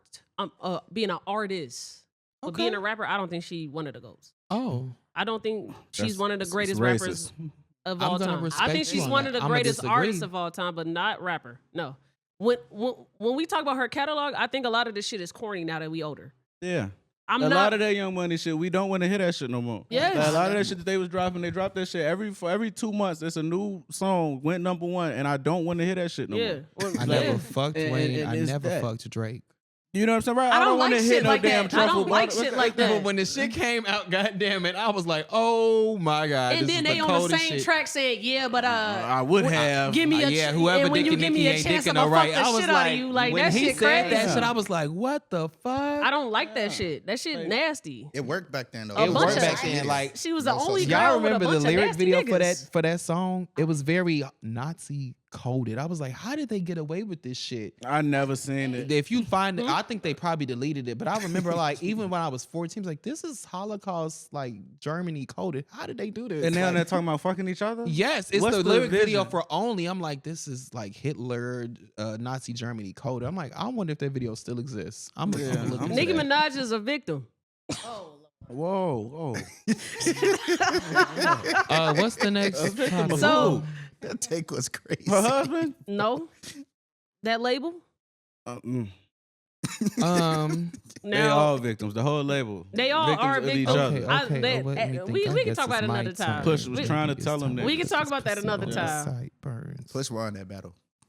All right, Just throwing so So Doechii, I hope you get all 4 of them fucking Grammys. yeah, we just gonna move I Period. don't on. know about all 4. Let me I see who hope. else she was No, no, nominated no, Because for. ain't she No, no, nominated no, with no. Sabrina Carpenter? Who's she No, going Doechii. against? I So- hope you get. so I hope she wins Best New Artist. That's the one with Sabrina, Sabrina- Shabuzi, oh, God. Jelly Roll. That's a I hard hope she one. gets that one. Shabuzi has to Look, win it, bro. yup. You don't get the longest running #1 of all time and not be the best new artist. Before Like, But you know they'll be quick Come to on. give it to Yeah, Sabrina. Before we get off the Grammy topic, did y'all hear Willow Smith project? Didn't she submit? I don't Willow think she Smith. did. I don't think. Bro, I don't think. I know Willow she did. get a bad rap because of her family. Uh-huh. Willow Smith got one of the best She projects has out. every project she drops Is it is a rock? gem. Is it rock? It's like alternative with a little punk in there. Alternative. I'll It's a check it little out. punk in there. I'll check it out. But I probably won't. You wouldn't, man, bro. Man, That's bro. cool. That's You know, cool. I'm gonna hold y'all hand when I say this. Sabrina shit is decent too. I'm sorry. Sabrina shit is decent. I'm like, that's a hard category. Yeah. That's cool. That little white girl knows we what she haven't doing. really talked about this. I don't like white people like that. Yeah, my Like girl what? Clario What you in mean? there. Kinda Like, Hold on. I didn't mean in particular kind of white people. I mean like that much. Right, so it's like white people, they gotta prove themselves to me, right? You gotta prove that you cool. Did right? I Did not I say this to you? But you Right, did. so but my I thing is- agreed. I said right, that. look. I'm telling you, I did. I wasn't checking for her based off of her demographic. I'm clearly not that. But when I heard it, and I heard it from a black person, referred her music to me, I was like, oh, nigga, you was right. This But bitch look, know what she See, doing. it wasn't even. I wasn't even saying that about Sabrina. It was about Willow. I love black Oh. people, and I love black people that love black people. Right. Mhm. Okay. So to me, I'm perfectly fine with black people expanding their genres and exploring and shit like that. Mhm. To me, like when it feels like you doing some other shit for the purpose of it being other, just to separate yourself, or I'm not like the regular niggas. Yeah. I don't have no interest in that shit. What Okay. did My it, thing, what, like right now, right? Like I'm me, right? Ain't nobody ever accused me of wanting to be white. If Yeah. I go and make a song that sounds like Sam Smith right now, it's because I like that shit, not because I think that's better and all you niggas need to get better and shit like that. But it's Oh, I so many see what other you- people. I Like see with what her, you're she saying. definitely gives me that feeling of I'm not like all the other black girls. And I don't have no desire Hello? to entertain none of that Okay, shit. That's what you picking up on. Yeah. I don't No, get no. that. Yeah, I She don't is get purposely that. like, I don't get that. yeah. I don't know her. Mhm. I feel like you gotta watch the videos and gotta- listen to them. bro, that, Yeah. And see, look, and that project, my judgment is definitely based. It's not even all just her. It's her family, like all around, right? Mm. And I love Will Smith. Nothing against them, but like just the way that they behave, it doesn't necessarily Oh my sound God. like we trying to be. Yo ass don't like Jada. They don't give you a pro. They don't give you. They don't give you a pro black vibe, do But they? like, she ain't had no TV show I watched every day. You know what I'm saying? Like that's it, right? Yeah. Right, but like they nothing about. Oh, you them don't like Jada? gives- I said I do. I'm Oh, just saying, okay, Right? But I'm okay. saying like right, nothing about Like, them damn. sounds like they're trying to push black people or blackness forward in any kind of way. Yeah. And that's what I mean. It's like, and that shit started a long time ago for me. I mean, they so grew I up don't. in I Beverly seen Hills. They grew up in Beverly Hills. Yeah, 90210. And yeah, and that's cool. You know what I'm saying? But like, yo, Pop's a nigga from West Philly who won't stop telling us that. Who got out of there when he was act like it. You see what I'm 16, saying? Right. You know what I'm saying? My thing is, and my thing. So like I said, you being pro-black don't mean you got to go around saying fuck all the white people and going around and get every dollar you have to distribute it to niggas. Like I'm not saying it needs to be like that either, but I'm saying it can't feel like you are separating yourself from us purposely. Okay, and cool. and I and mean, her. what and about the- Jada? What about Jada donating water to Flint? Yeah. Not just. Let's move on. Let's move Let's on. move on. Please, Hey, go listen to that Willow quickly. project though, please. All right, quickly, please answer the question. Okay. When you do a rollout, knowing you are nominated for Grammys, do you all think that it helps you secure the win? Hell no. Okay. Kyle, you go first. He already said hell no. Yeah. Dupree? No, I don't either. they say it does, but it's really I don't either. yeah. I don't think so. Rihanna think it's about the Rihanna had music a either. great rollout for Anti and was the most nominated artist of that night and didn't take home one fucking Grammy. Yeah. Wow. And we wonder why we're not getting another album. Okay. I mean, and you wonder why your I daddy don't left think you. it got shit to do with that. She busy. and I'm rich. sorry, it played a But- part. It definitely played a part. Oh, If you saw the way she walked in that room so happy and left so defeated that night, yeah, I mean That played a you part. Supposed to be, but it may have. Yeah. I just don't know. How would y'all Fenty played a respond to bigger that? part, but that Grammy was Right. definitely like, man, fuck this The music. thing, shit. she also has been saying she was going to make music for years, right? And I think like I just don't see it being that big of a deal for her. It's like if I was defeated and I quit, I quit. I'm not gonna say I'm going back. You know, I think her issues are different. Once you say I'm working on the album coming, and it don't never come, know. I think those are different issues Yeah. than anything wanting her to So not. my question go is like work. all four of y'all as artists, Mhm. how do y'all respond to that? Like, I'm talking about you put everything into this project. You had a little budget, but you still did all you could do to get around to get the sounds you want, the features you want, the production you want. Yeah. You put hours into this project, submit it, go to the Grammys, you nominated in a bunch of categories, and you Mhm. don't walk away with nothing. With not one? Like, what does that do to you? Does that hurt your ego? Does that make you angry toward the Grammys? Or does that motivate you to then take that energy and put it into the next project? All of the above, I would say. Nobody is honestly saying that they wouldn't be upset leaving, right? You went, you nominated 8 times and lost all of them. Like, yeah, you upset, you angry, you pissed off, you ready to fight, all that, right? Yeah. But like how people respond after, like you can go try to make something better. Yeah. Or you might say, fuck it, I'm not trying no more, and go make the music that you really wanted to make and not the music that you thought they would like, right? Exactly. It could be But stages. the thing of is, that. I think at the point that Rihanna was at that point, she was making the music she wanted to make. Yeah. Yeah. I love Anti. I play that shit top to bottom. That was I skip work. First But- best. Oh yeah, we all skip work. 2016 was such a year for music, bro. We had Anti, we had Life of Pablo, and Views drop. Blonde. Motherfucker, Did Adele Blonde drop dropped. that That year? shit was amazing. Blonde dropped drop. that year. Yeah. Lemonade. Lemonade. Yeah. I was Lemonade just gonna dropped say that too, year. yeah. Adele. That was What was that? year, bro. 31? 25. 25. You Yeah. had 25 dropped. She's that still year. at 31 yet, is she? Shit. Nah, Adele's in her 30s now. Yeah, she might be. You know, I found out later that the albums don't match her age. Yeah, they don't. I didn't know. Yeah, but it like- would definitely come in stages. Like, of course, Yeah. I'm gonna be like next day, man, fuck the Grammys. Yeah. Then next time be like, well, I'm an artist. Like, I shouldn't be making music just to get Grammys. Then I'll be like, okay, what's next after that? Like, I'm pretty sure she felt everything that you stated, Yeah. and yeah. probably most people would. But Anti is definitely her best work to date. So she Yeah. definitely was like, damn, bitch, not one Grammy, and y'all gave me a Grammy for Umbrella. What the fuck is Man, going don't on? do Umbrella like that. That's a great No, song. Umbrella does Come on, not man. compare to anything off Anti. It ain't she Kiss It say? Better. It ain't Kiss It Umbrella Better. don't got Kiss It shit Better on is Anti. amazing. Umbrella was a cute record for the time. Did you listen to the lyrics? Yes, great. That it was, should make you feel it was meant for Britney protected Spears and covered. Hey man. The song was for Britney Spears. Yeah. Like Umbrella ain't got shit on Anti. I'm sorry. Hey. Fun fact: I Did feel y'all know that Toxic for Britney Spears was Was for for- Janet Jackson? I did. Yeah. Yeah. And so was Imagine Slave for You. Janet Jackson Slave for really- You was for Janet Jackson as well. Did you know that? Yeah, that's crazy. Britney Spears is just a doppelganger, a white doppelganger of Janet Jackson. They just studied what she was and just did that for a white Mhm. woman. Even her voice, that's not the voice we know as Britney is not her natural voice. It's much stronger. It's much like, look at her from Disney Channel. That was the real Britney Spears voice, but they made it like, yeah, to give her a more appeal to like children and shit. Oh, Hey, baby, all right. We gotta wrap this up. So mental health, man. I got 3 questions for us, but we only gonna do like 1 or 2. Cause sun going down and Yeah, shit. we gotta get up out of Let me here. get it too. So- Hungry to the motherfucker. Which one I want to do? Okay, I definitely want to do this one, so I'm gonna start with this one. All right, so I wanted to talk about the importance of protecting your peace for a okay. particular reason, right? It was something that I did a bunch. No, it was something that popped up on TikTok for me, and it was like a stat that had said something about women. No, it was Facebook, and it was something about how Black women go through health issues, and it's related to stress, and because they're not able to just yell at who they're mad at. So you got the stereotype, or what do you call it? The archetype of just the angry Black woman, right? But that stems so deep that I no longer like to use it in such a passive or just comical way. Yeah. So there's real studies out there that has to do with my life that now I'm like digging deep into it. So if no one knows, I basically was battling between figuring out if I had an autoimmune disease or not when I was sick and going through this little pod break shit.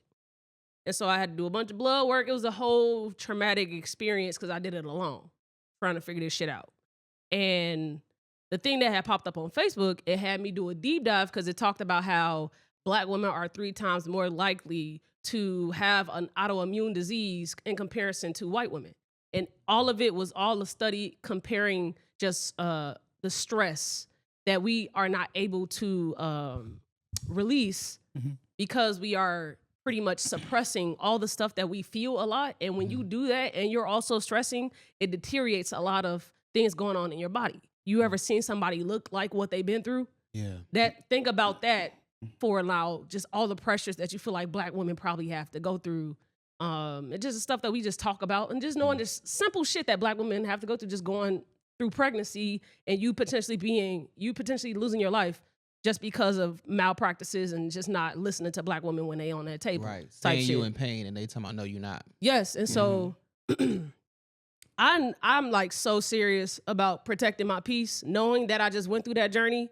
and I was diagnosed with a disease, but it's not an autoimmune disease. It's just like one of its cute cousins that you would rather have.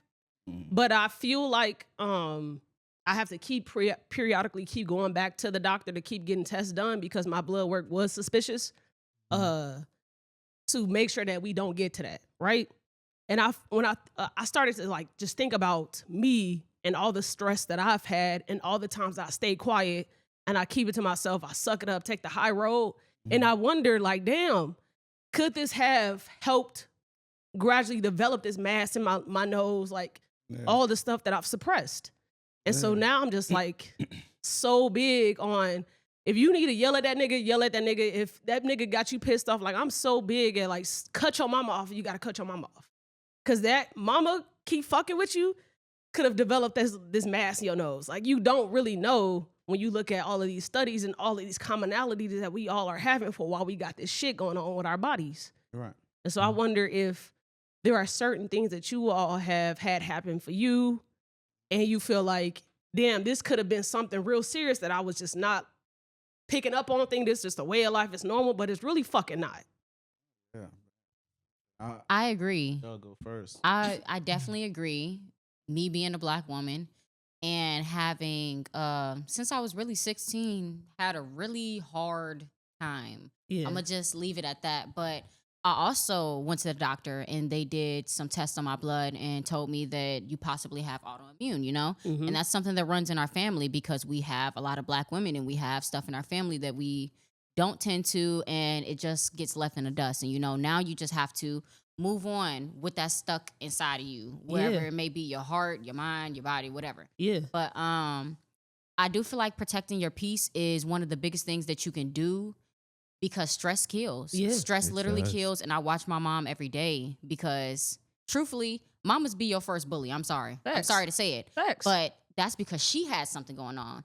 And now she has all of these issues as well. So it's like the best you can do is protect your peace and yell at that nigga when you have to, you know? And if it's your mom Better or watch like out. family, I feel like it's really more so about isolating yourself to figure out the best ways to Control what you can control. exactly and not be a mad Black woman because even from our own community, rightfully so being mad, they still gonna call you a mad Black woman. Facts. So you just gotta figure out where you go and protect your peace, like you said. Mm-hmm. Yeah.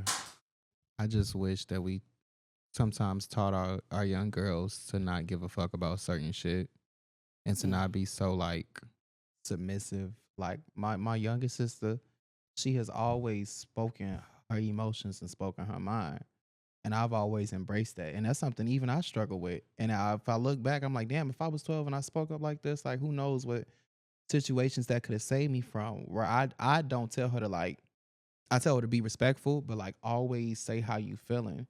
And I didn't get that all the time growing up. And I know a lot of my female counterparts didn't get that shit. They were taught to, you know, be quiet, be good, like don't upset nobody, you know, be submissive. And it stems from that aspect of childhood until you grow into an older woman. And the minute you speak up about some bullshit, like I remember when, I don't know if y'all know who Chapel Rome is.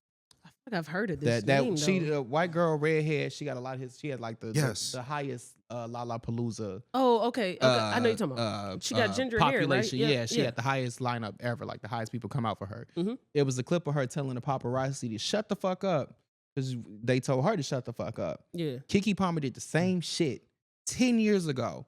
She was every Black bitch in the book on every blog, every comment. Like it took her a long time to like. There was a time when the media was not really feeling Keke Palmer, and it really stemmed from that. But when Chapo Rome does it, like yeah, like stand up for yourself. Like yes, girl. Like yeah, he like it's perceived differently. Same shit, same scenario, different skin color, and that's really all I can say about it. Okay. Yeah, I think a lot of the problem with that is just us caring about what white people think.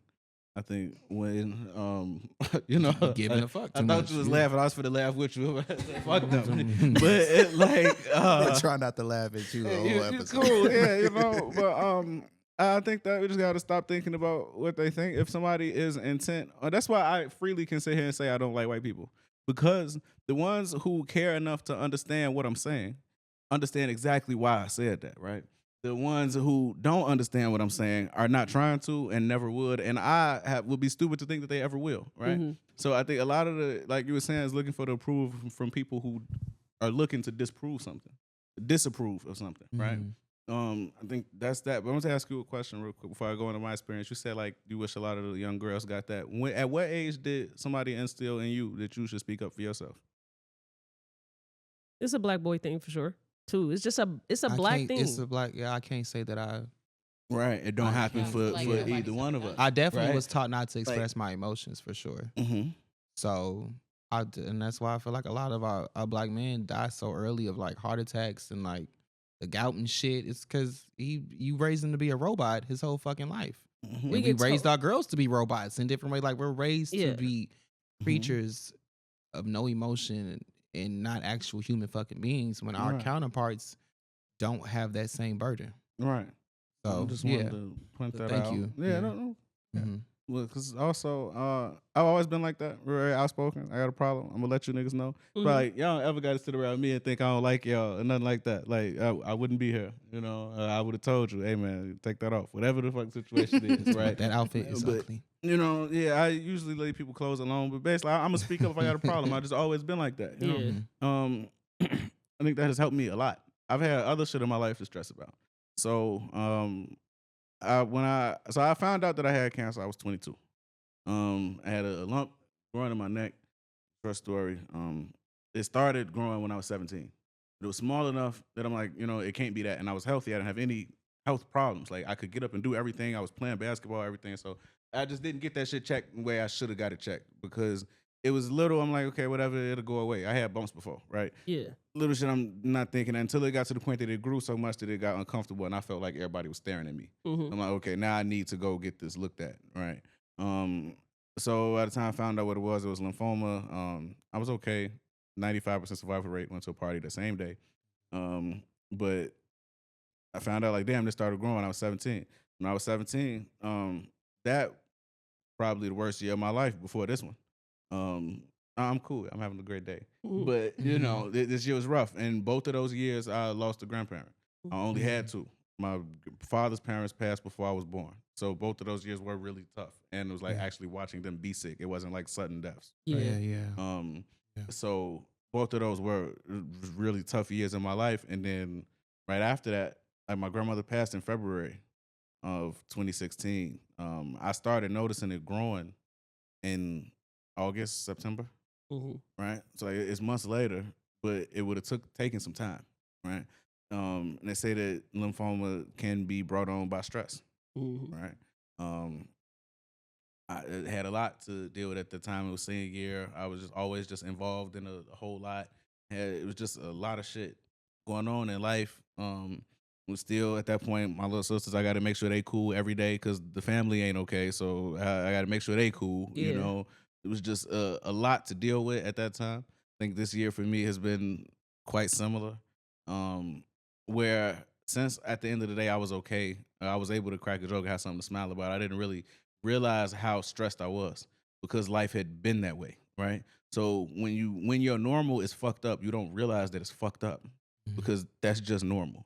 So sometimes you ever like not realize how fucking tired you were until you wake up on the couch and be damn, okay, I feel good now. Yeah. But before you fell asleep, you told yourself you was about to get up and do something. It's like, no, you really needed to lay the fuck down. And I think it's so much about our lives that we don't get to.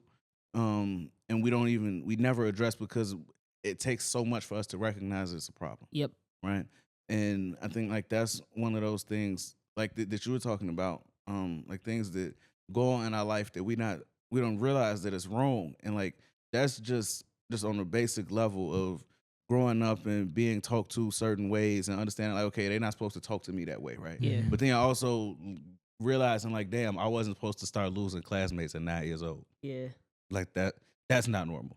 And then to have to go to the funeral and go back to school and wasn't nobody there to talk to us. When shit like that, right? Like, and realizing that other schools, like I found out that people was supposed to be talking to us because I saw the resources that other people was getting. And it's like, damn, this fucked up. Like, ain't nobody care about us. Yeah. And that's how shit feels, right? But it's like, shit be so, it's fucked up for so long and just all fucked up. They're like, what you supposed to address first, right? And that's why the idea of me caring about what a white person think about, fuck, I got going on. It's like, I post a song and some little white boy call it mid or whatever. Like, bro, we live a completely different fucking lives. Yeah. Like, to the point that the shit that y'all sit here and complain about, bro, like, these are white people problems. Like, this shit would not have even got to me. I remember when I was in college, we was watching 13 Reasons Why. Mm-hmm. And I was like, man, some of this shit, I'm like, I don't know a black girl who ain't been smacked on the ass. Exactly. They told her she had a nice one. And she ready to kill herself. I'm like not saying that objectifying people is okay and none of that, but it's like, damn, like at some point, the levels of shit that we have to deal with that don't nobody else have to deal with, it's like, damn, I didn't even know. I didn't even know that that's not supposed to happen. Facts. But that somebody's supposed to come talk to us when we find out that one of our classmates got shot last today, and this is why he not in gym class. I'll never forget that shit, bro. We looking for gym. We need an extra nigga. We trying to hoop. We damn, why is this nigga not here? I want to say his name. Nigga got shot yesterday. What the fuck are y'all talking about? Mm-hmm. He lived. He came back to school and everything was fine. Continued to play sports and all of that, luckily. But we had people who didn't fucking make it. Facts. Right? But I still got to go to school the next day. I got to act like this. And then this teacher is up my ass about me not finishing my homework last night. Bitch, I was fucking crying. Like, leave me alone, right? They don't get that shit. They don't think about it. Because they kids don't have to deal with shit like that. They kids don't have to go to school the next day. They get to fucking stay home. Yeah. Like, and that's it. And it's expected, you know? And it's like, it'd be so much shit that we have to figure out later on. They're like, damn, life ain't supposed to go like that. Mm-hmm. Like, kids ain't supposed to live like this. You're not supposed to treat kids that way, right? So it's like, it's been so much shit in my life that's been stressful as fuck. They're like, I ain't fucking know. I didn't know I was stressed out until I got to realize that's why I smoke like I do. I'm finna flame up as soon as we turn these cameras off, y'all. I know that's right. Like, you know what I'm saying? But it's like, but I also know it took so much for me to know me to get to this point, right? That I'm comfortable sitting here. I'm not gonna stop fucking talking because I'm crying. Y'all know shit's sad already, right? But it's like, I know I'm sensitive. Yeah. I know that. And that's why I do speak up. Because you're not gonna bother me and send me home crying. We gonna cry together if I need to, bitch, because I'm finna let you know how I feel. Yeah. And that's it, right? So it's like, you're not gonna ruin my day and send me home with a bad day. I was writing a song the other day. I said some shit about, and I don't like being mad alone. Don't piss me off. Like, because I don't. Like, well, I'm not going home mad. I can't, I'm eating this ice cream, shit don't even taste good, and your ice cream do taste good. No. Exactly. Yeah. Fuck that. Like, you piss me off, we finna talk about it. And I think like that's how shit has to go. And because of that, like, because people don't speak up about things, that's how we don't realize that shit is wrong, right? Mm-hmm. Right. Because if I was able to go to school and say, man, I'm sad as hell about this, and not think that somebody was judging me, and I do have great friends. I done cried in front of all my friends. That's why I cry in front of y'all. This ain't my first time, y'all. But like, if I was able to go to school and think that my friends were gonna understand why I'm sad and what I'm going through. I remember this one day I had lost a friend and didn't go to the school. And I went, and everybody was trying to talk to me that day, and I didn't say a word until like 5th period, but I wasn't supposed to be at fucking school. Like, and that's it. It was just like, with our whole life, we look at shit, and some of it is me being an athlete, part of it that play through it, right? Where that become the mentality that like, all right, shit, if you can go, you're supposed to go. But like, you're not supposed to live that way. If I get on the court and my knee hurt a little bit and I can still make the shot, cool, go make the shot. But like, when life kicking your ass, you ain't supposed to just keep going, bro. Facts. But that's how we've been told. What's that music, Soul Child song? Soul Child. I was taught the true definition of a man was to never cry. Yeah. You know, but it's like, that's how shit go. You know, but it's like, nah, shit, me, I was gonna cry, I was gonna let that shit out, because you're gonna call me a bitch for crying, I'll still smack you right now. But like, you know, but damn, that shit hurt my feelings. I'm supposed to act like it didn't. Right. Like, I'm glad you cried, Cal, because I was holding it back. Yeah, you know. I was holding my tears back, man. I can't cry 2 pies in a row. Yeah, you know, I ain't think it was coming, but it came. But fuck it, you know. But it's like, that's how shit's supposed to go. It's like, man, like, I remember I'm 9 going to the funeral and like not really understanding why my mama crying harder than me. Mm-hmm. Like, this is my friend, mom. Not getting it, not realizing, like, damn, like now, like that shit fucks me up. Mm-hmm. Like, you know, that girl's supposed to be here with us. Yeah. You know, like it's shit like that. That's like, damn, it takes somebody to tell you that this wrong. Mm-hmm. When you just grow up that way, like it just be different. You know? I think like stress and shit in our community, it'll never be addressed correctly because they gave us all these fucking drugs. Like, how are people gonna talk about mental health, when we think that anybody going through something mentally, they brought it on themselves because they was doing drugs and doing this and shit. And it's like, no, I just said I'm finna smoke because I'm sitting here fucking crying. Like, y'all don't think when people, it's the 80s and shit, and people going through whatever the fuck they going through, the AIDS epidemic at the same time, y'all drop some crack off, and that nigga look like he having a good time. Like, I never wanted to be a crackhead job, but crackheads look like they be having fun. Right? So it's like, right now, if there's some niggas outside drinking shit, I want to go out there with them. We all in here crying and sad and shit. That's how that's supposed to go, right? So it's like, y'all dropped all these drugs off in our neighborhoods and then put a few mental health clinics years later and then closed all of them. Mm-hmm. How the fuck we gonna take care of each other? Mm-hmm. It's like, how do that work for real? How can we sit here and talk about we want to deal with stress and talk about our mental health at all? And it's like, y'all literally sat here and broke it down on purpose and then gave us drugs to deal with it. Yeah. Instead of telling us like, hey man, you don't deal with these emotions and somebody will talk to you about it. And you could just literally talk your way through it and feel better. And nobody told us that shit. And that's why I'm not uplifting Sabrina Carpenter. Like, exactly. They don't know. They don't care about this right now. They don't care about what we talking about. They don't care. As soon as I start crying. No, exactly. This black man crying? Yeah, no, I don't have to uplift her shit, Britney shit. None of y'all in my top fives would never touch it. Yeah. Because y'all don't give a fuck. And so I'm not going to give a fuck. Right. Doechii got to do all of that. Sabrina don't got to do shit. I'm not going to go press play on her shit, ever. I'm never going to know that's the hottest song of the summer. Never. Right. And that's why I say shit like, I love black people that love black people, and I mean that so adamantly because of shit like this, bro. Like, the shit that I be sitting there realizing I was never supposed to go through. I went home that day and told my mama I had a good day. Yeah. Yeah. You know what I'm saying? Like, because that's what we believe was normal. Yeah. Like, it was so much shit that my mama found out about when I was out of high school about people that was like shit just happening to people, and she, damn, I didn't know that. Yeah, because shit, I ain't think I was supposed to tell you. And it's like, that's just a part of life. You know, and me and my mom, we have a good relationship. I just didn't think that was what we supposed to talk about. Yeah. I feel like that's what we should be teaching the next generation as a black community, because I feel like in the black community, we don't speak about things that aren't supposed to happen or things that are really stressful for us, even as kids. Like, we all going through the same life. Like, we not the only ones in this room, but at the same time, I feel like as a community, we need to be there for each other more as a community, because who else gonna do it for us? We not gonna get no counselor at school. Mm-hmm. Even nowadays in the suburbs, this little boy just got shot in the head, and like the kids got to go to school the next day. So I feel like it's nothing that we can do more besides be there for each other and allow that safe space to be able to talk about stuff and not look at us as crazy or we on drugs or whatever. It's more stuff that we can be doing, and this pod is one of them. Right. We got to keep crying on camera. We got to keep yelling and saying, "No, fuck that. We ain't talking about Sabrina. Exactly. We talking about Shorty." We got to keep doing these things because they already got their platforms and acceptance. Right. We ain't got none of that shit for ourselves, and we got to be in these comment sections. And every time a nigga say some ignorant shit that we need to we got to unlearn, get in that nigga ass and say, "Hey, no, we ain't doing that no more." Like when a nigga, I had went viral from the pod saying that I had incompetent parents, and you got so many people being apologists for my parents or saying like, "No, you shouldn't be on that podcast and say," but yes, no, sometimes you can't get through that nigga. Let's talk about it. We finna talk about why we can't get through that nigga. Them niggas, we can't change them, but we can change us and the younger people. We don't gotta be stressed out like we was. We ain't gotta do that shit.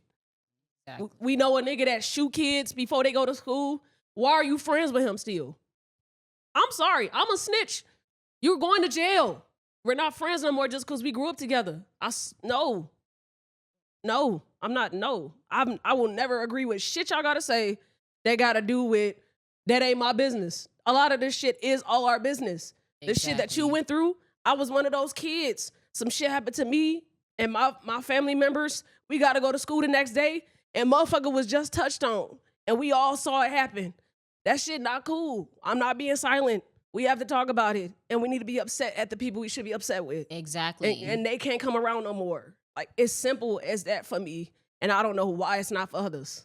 I feel like it's because when you a friend with somebody and you know they doing something wrong, people don't be real friends. Like, that's when that's your place to be like, okay, well, what you doing is not right, and I can't condone it. Yeah. And I feel like we do that all the time as a community, down to the uncles in our family.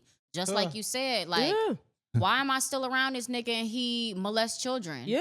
Why? Why are you bringing me around? Why is he still around the family? Like, I feel like it's our job to start calling that shit out for what it is.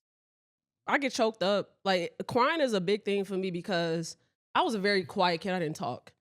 But when I would start to talk, I'm so passionate about anything I talk about, I want to cry. And I would get silence and say, oh, you finna cry? As soon as you hear my voice finna choke up, oh, Tamaya finna cry. And so I'm not finna say nothing. I'm not saying nothing. Okay. And I'm shutting down. Yeah. But now that I get older and I don't give a fuck, you ain't paying my bills, I'm gonna say what I want to say. And if I gotta cry to say it, I gotta cry to say it. Now it's to the point where you don't talk no more. Cause you stress the fuck out. I'm not choosing to let none of you niggas kill me early. I promise. At all. Yeah, and I think that's the big thing that a lot of people just don't realize. It's like because they haven't done it, that it's like they don't realize how much better they feel after. Yeah. Right? Like, I feel better now. I wasn't even feeling bad before I started crying. I thought that shit made me sad. I felt bad. I feel better now that I let that shit out. Yeah. All this sat here and tried to act like I wasn't thinking about who people I was thinking about then. I would have felt a whole lot worse right now. Right? But it's like, yeah, shit. I got a bunch of people that I wish was still alive, that I wish this shit didn't happen to. But we don't get to talk about shit like that and talk about how it feels. But it's like a lot of times people don't realize like shit is supposed to hurt. Like, it's not supposed to feel good, and admitting that it hurt, it ain't nothing wrong with that. Facts. Like you supposed to be hurt sometimes, but it's like that. It starts with little kids. That I remember the first time I fell and cut my knee. I was like 4 or something. Me and my dad was walking across the street. I fell, cut my knee. I got up, and I was cool. I was finna walk, and then he was like, "Shit." And he saw my knee was bleeding. Once I saw it was bleeding, I started crying. And he don't cry. You're not hurt for real. You ain't cried till you knew it was bleeding, blah, blah, blah, right? And that's like what he said made perfect sense. I don't think he was on like no toxic masculinity shit at that point. Like it literally, like, I did not cry. I got up and walked away. Yeah. Right? But the idea of I wasn't supposed to cry was set in since that point. So then it was like every other time that I had something to cry about and this, what the fuck you crying for? Because he mad about whatever else, what situation I was supposed to do something I didn't. He yelling at me, I'm crying. So now he mad. What the fuck you crying for? Even though he's not connected, and he never told me not to cry. But I'm hearing all that shit the same way. Like sometimes the way that you ask the question and the way that you bring shit up indicates how you feel about it, right? It's like if I say, "Why the fuck you looking at me?" Wouldn't you think I don't want you to look at me, right? Like, but I'm sitting here talking, you listening. That's how it's supposed to go, right? So it's shit like that, and that's what I meant by like the patience we were talking about earlier with the parents. Like a lot of times you just gotta learn how to talk to people, talk to children in general. You were asking like why I got to be like this, where we don't talk about, like, we don't hold each other accountable and say you can't come around me and shit like that no more. I think a lot of the shit that we were talking about Andrew Schultz and them talking about like who's good enough to speak up for anybody, right? It's like if I say on the last podcast, I was talking about hoes, right? So then this podcast, if I wanted to talk about misogyny, they would say, oh, well, shit, you was just talking about hoes. You can't speak up for it. But like the message is still the same. So you would discount the message because you don't like the person that's giving the message. Now, I think you always have to consider the messenger. I'm not saying that. Like, 'cause a lot of times that will change the message, the way it came from. But it's like the idea that somebody has to be pure to speak up for what's right is just holding everybody back because none of us are going to be perfect. They do it to the people who try to speak up to fight on the activist side. They do it to the fucking victims. Like anytime we talk about George Floyd or any of those big cases like that, where I can tell you every single story and the justification that the white people gave on why it was okay for them to die. Well, he was selling loose squares, so he choked them out. Well, what the fuck, right? Like something isn't equal. Like I should be able to do something illegal and just go to jail. Yeah. Like that's what's supposed to happen, right? So me doing something illegal doesn't mean that I should fucking die. Or me doing something illegal before doesn't mean that I shouldn't be able to speak up for people going through something. Or try to give somebody an alternative on something else to do. It's like Meek Mill get out of jail, he talking about prison reform because he got songs talking about bitches and shit like that. I don't want to take him serious, but like, damn, the nigga, you ain't hear me say he got out of jail? Like, who the fuck else is supposed to tell you about the bad shit that's going on besides a nigga that's been there? So Like, white people, the things that white people do towards us, I don't like when it's reinforced It is reinforced. within our communities. Speak on it. but Speak it's on gotten it. there. Yeah. It's Like been, that, it's been that there. idea has absolutely gotten to It's us. been there. Yes. Yeah. I don't, that's when I'm like, I'm upset times 2 now. Like, Mm-hmm. anything that has to do with Tamaya, white people ain't got nothing to do with it. I feel like I've lived a life of privilege to where I have not felt the effects too much of white supremacy. And we I could do a deeper dive on that. I could find you. I can I'm point 'em sure out. you can find something, but I Yeah. felt I don't feel anything has always been indirect. I've never directly felt it. You never been Okay, called okay, nigga yeah, yeah. before? Huh? You never been called nigga before? No, Wow. never. I And never I've called no hooped nigga a- about no white person. Yeah, Really? I've never. Yeah, no, Wow. nah. And I've hooped against the whitest of white in Indiana. You would think I probably would have been called a nigga before, a nigger, but no. Any issues is always towards my own people. Right. Now I'm not someone that goes around hating black people. I still love black people regardless. Yeah, But I you still can love and hold recognize- accountable. Yes, I still Yes, can and that's something recognize we where this struggle came with. from, and I know that you can change. You Mhm. don't have to be this way. And I feel like anything I've ever went through in life, it was all shit that didn't have to happen. I'm not Yeah. gonna list off certain shit, but it's certain Right. shit that niggas know that what I've been through in life. It never needed to happen, Mhm. and that's why this is why I think I gradually became so sick. It's because for a larger part of my upbringing, I was quiet. I wasn't saying stuff, and if I do say something, I'm gonna get smacked in the face, gonna get a whooping. And so now that I'm older, you can't pay my bills, you ain't doing nothing. I'm talking. Ain't shit you can tell me, right? Mhm. And I feel like I know when the mask started developing. Yeah. Got kicked out my mama crib for some stupid shit. I was already on my way out. You just wanted to have some control. And you still didn't let up with trying to figure out some way to control me when I'm gone. Family, siblings doing stupid shit. I threw myself in counseling because I feel like that's when I started to really feel the effects of my childhood show its way now that I'm an adult, Yeah. right? This why you like this. Oh, because of this when you was a kid or da-da-da. So I had to figure that shit out. And I think a lot of people choose to not go on that journey that I went on. I was in counseling for 2 years and I stayed there for a reason. I wanted to get this shit figured out. Why am I like this? Why am I upset? Why do I cry? Da-da-da, all that good shit. I don't think we do that. I don't think we go on this journey to really learn self. One, we've been told who to be all our life from our parents. And then the world tell us who to be. So we just never really was like, let me figure out me. Who is me? And I don't care what anybody say. This is me. I'm finna live in it. And then you add on that I'm fucking lesbian. So it's like, it's just a lot that niggas, we gotta all go through and figure out who we are as an individual before we can even come together as a community. It's gonna be hard to push that community shit if we all still don't fucking figure ourselves out. And we wanna live through not feeling shame and just judge other. Who can we oppress next? Like, it's a lot of layers and complex things that we all gotta do individually before we can come together as a community. And we just wanna jump to the community shit first. We can't. I don't think we can. I don't think. But I think are we we taught have to be to. individuals? I and feel learn like who we are? forgiveness is the first key. Like, forgiveness is a very rare commodity in the Black community. And I know we would like to be like, oh, yeah, we need to be there for each other more. But at the end of the day, forgiveness starts with yourself. Like, to be able to go on that journey. That's a part of learning yourself. Yeah, Right, You gotta- yeah. Remember we just forgiveness. had that talk? But you got to do it first. Yeah. We can't have food drives and everything cool and kumbaya, and we really want to do this for the people when you got Shorty over here upset about the event organizer. Like, it's just, she got to figure that out. Why are you upset? We here for the kids. I think we have to leave room for that.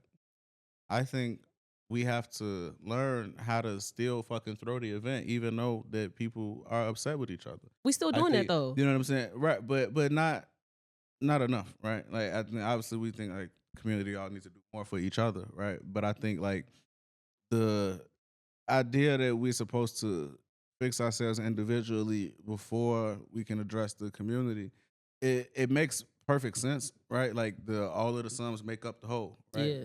But the thing is, I think just off of human nature and the way this shit's supposed to go. We're supposed to have conflict with each other. Like we're supposed to disagree. Like that's it's natural. It's supposed to happen. Like, and I think even the idea of that, right? Like some more shit that kind of got passed down through white supremacy. That's like, all right, how can we care about the black people as a whole when this black person is doing this and this black person is doing this? Y'all need to go fix that shit first before we talk about what's affecting every single one of y'all. And I feel like we should remove the things that are affecting us systematically, and then we can start to address individuals, because it's like I don't believe that our community behaves differently than any other racial or ethnic group. I don't believe that. I think our behavior affects us the most because of these systemic influences, right? So you remove those, then cool. Now we all on the same playing field. Now I'm not saying that, oh yeah, shit, we gotta get the police to stop killing us and then we can keep killing us. Like, no, I'm not saying that. But I do think that like there's a difference in an outside influence versus our influence and what we do as individuals. And we just I think like, because the idea that anything's ever gonna be perfect just don't exist, right? So it's like, but knowing that nothing is going to be perfect, then where do we want to leave room for the imperfections?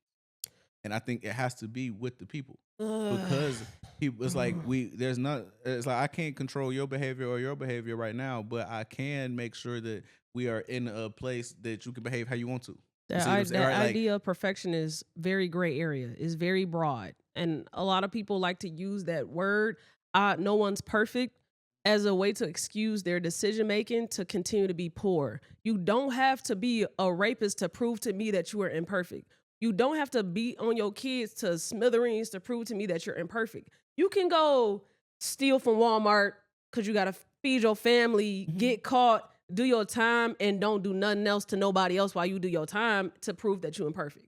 But you ain't got to do all of this harsh ass shit that you do repeatedly to people to prove to me that you're imperfect. We get it.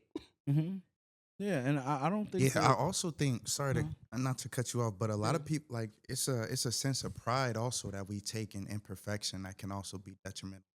Like you get some people who just consistently messing up, and instead of like focusing on a way to actually resolve the issue, they say, "Well, nobody's perfect. I'm not perfect." That's what I'm talking about. That's what I'm talking about. Exactly. Like, taking pride in crashing out, taking pride. Yeah. Exactly. Exactly. I love, like, bitch, I'm bipolar. Let me go key this nigga car. Yeah, like I did the last nigga. No, stop keying their car. And then you got the next person beside them saying, "Yeah, own your truth. Yeah, I know that's right." Yeah. And then now we're glorifying imperfection. We do glorify in the wrong sense, right? But, not to the point you can say, "Okay, I'm proud that this person is admitting that they're not perfect." But look at the progress and the change that they're making to, to change. Right. That's a whole different, side of it. But as far as just to you guys' point about just the community aspect of it, it's very counterintuitive. But to change the community, I truly believe it will need to be something that gets people to direct people's attentions to themselves. And then while they're occupied fixing themselves and analyzing and themselves, everybody else doing that at once, everything will perfect itself. Yeah, it will come together. It will come together. Yeah. Now, is that in the near future? I can't say that. Yes. Is that something that's far-fetched? I can't say that either. But that is the solution. Everything is always going to work from the inside out. And so if let's say we all in this room are always, butting heads and stuff like that. Now, somebody coming in this room and setting rules saying you can't say this to them, you can't say that to them, this and that, no saying this and that. It's not going to resolve the tension. That's going to put a Band-Aid on the situation, but that's just communism. Yeah. You know what I'm saying? And so it's always going to be the heart, even to your point with drugs, to solve certain issues. They're putting a Band-Aid on the mind, but it's not doing nothing to heal the heart. And out of the heart flows the issues of life. And so anybody's actions, their words is going to come from the heart of them. So people getting their hearts changed and changing their heart posture is always going to result in a changed environment. I want to respond to that. Did you write? You came up with the out of the heart? Yeah, man. He came up with it, man. No. That's scripture. Okay, I'm about to say that. But you knew when to use it. You knew you knew when to use it. Perfectly. It sounded like your words. Yeah. But so I don't think y'all are wrong. I do think both things have to happen together. I just think that like it's like what y'all are saying is like a basketball team. Like, yeah, we all got to go work on our game, but we got to work on this shit together too, right? Yeah. So it's like I do need to go work on shooting, but you niggas also need to know when to pass me the ball so I can shoot it, Exactly. right? So for me, I think like the individual is like, yeah, that's everybody want to go work on their game. As you going to go work on your ball handling, you need to work on shooting. You need to do that, right? So it's like we all got things that we need to do individually, but you can throw a bunch of niggas who've been working on their game and they raw as hell together. But if I change the rules of the game, Yeah. y'all niggas still lost. That's Yeah, facts. yeah. That's facts. So it's like the overhead, the system has to be addressed before the individual changes will even matter that much.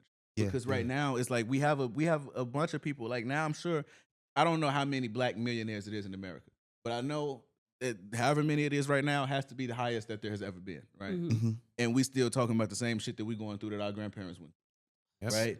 So it's like I feel you on the individual. We can all work to better ourselves, but if the things that are holding us back are not being eradicated, Right. we still all gonna be held back. Even the motherfucker Yeah. that's successful, 'Cause that like motherfucker a- who made it, who got $1 million, that might have been 10 million. Hold Yeah, on, Corey. 'cause- oh, go Hold ahead. on. So I was gonna add to your basketball analogy. Yeah. We all gotta know that we came in to win. We want to all win. You ain't got one person that just want to get a scholarship or one person that just want to get some tick and be starting. We all want to win. So we all contributing to that goal. Our community, we are now all on the same page. I know Kevin Hart want to be a billionaire just to say he a billionaire, not so that he can feed families. I know that Dupree want to be a hot ass artist, and some of it is more selfish. And no shade. It's cool. I'm just saying, like, we not all collectively doing stuff to help our communities, and that is the end goal. See, my thing is, I feel like we shouldn't have to.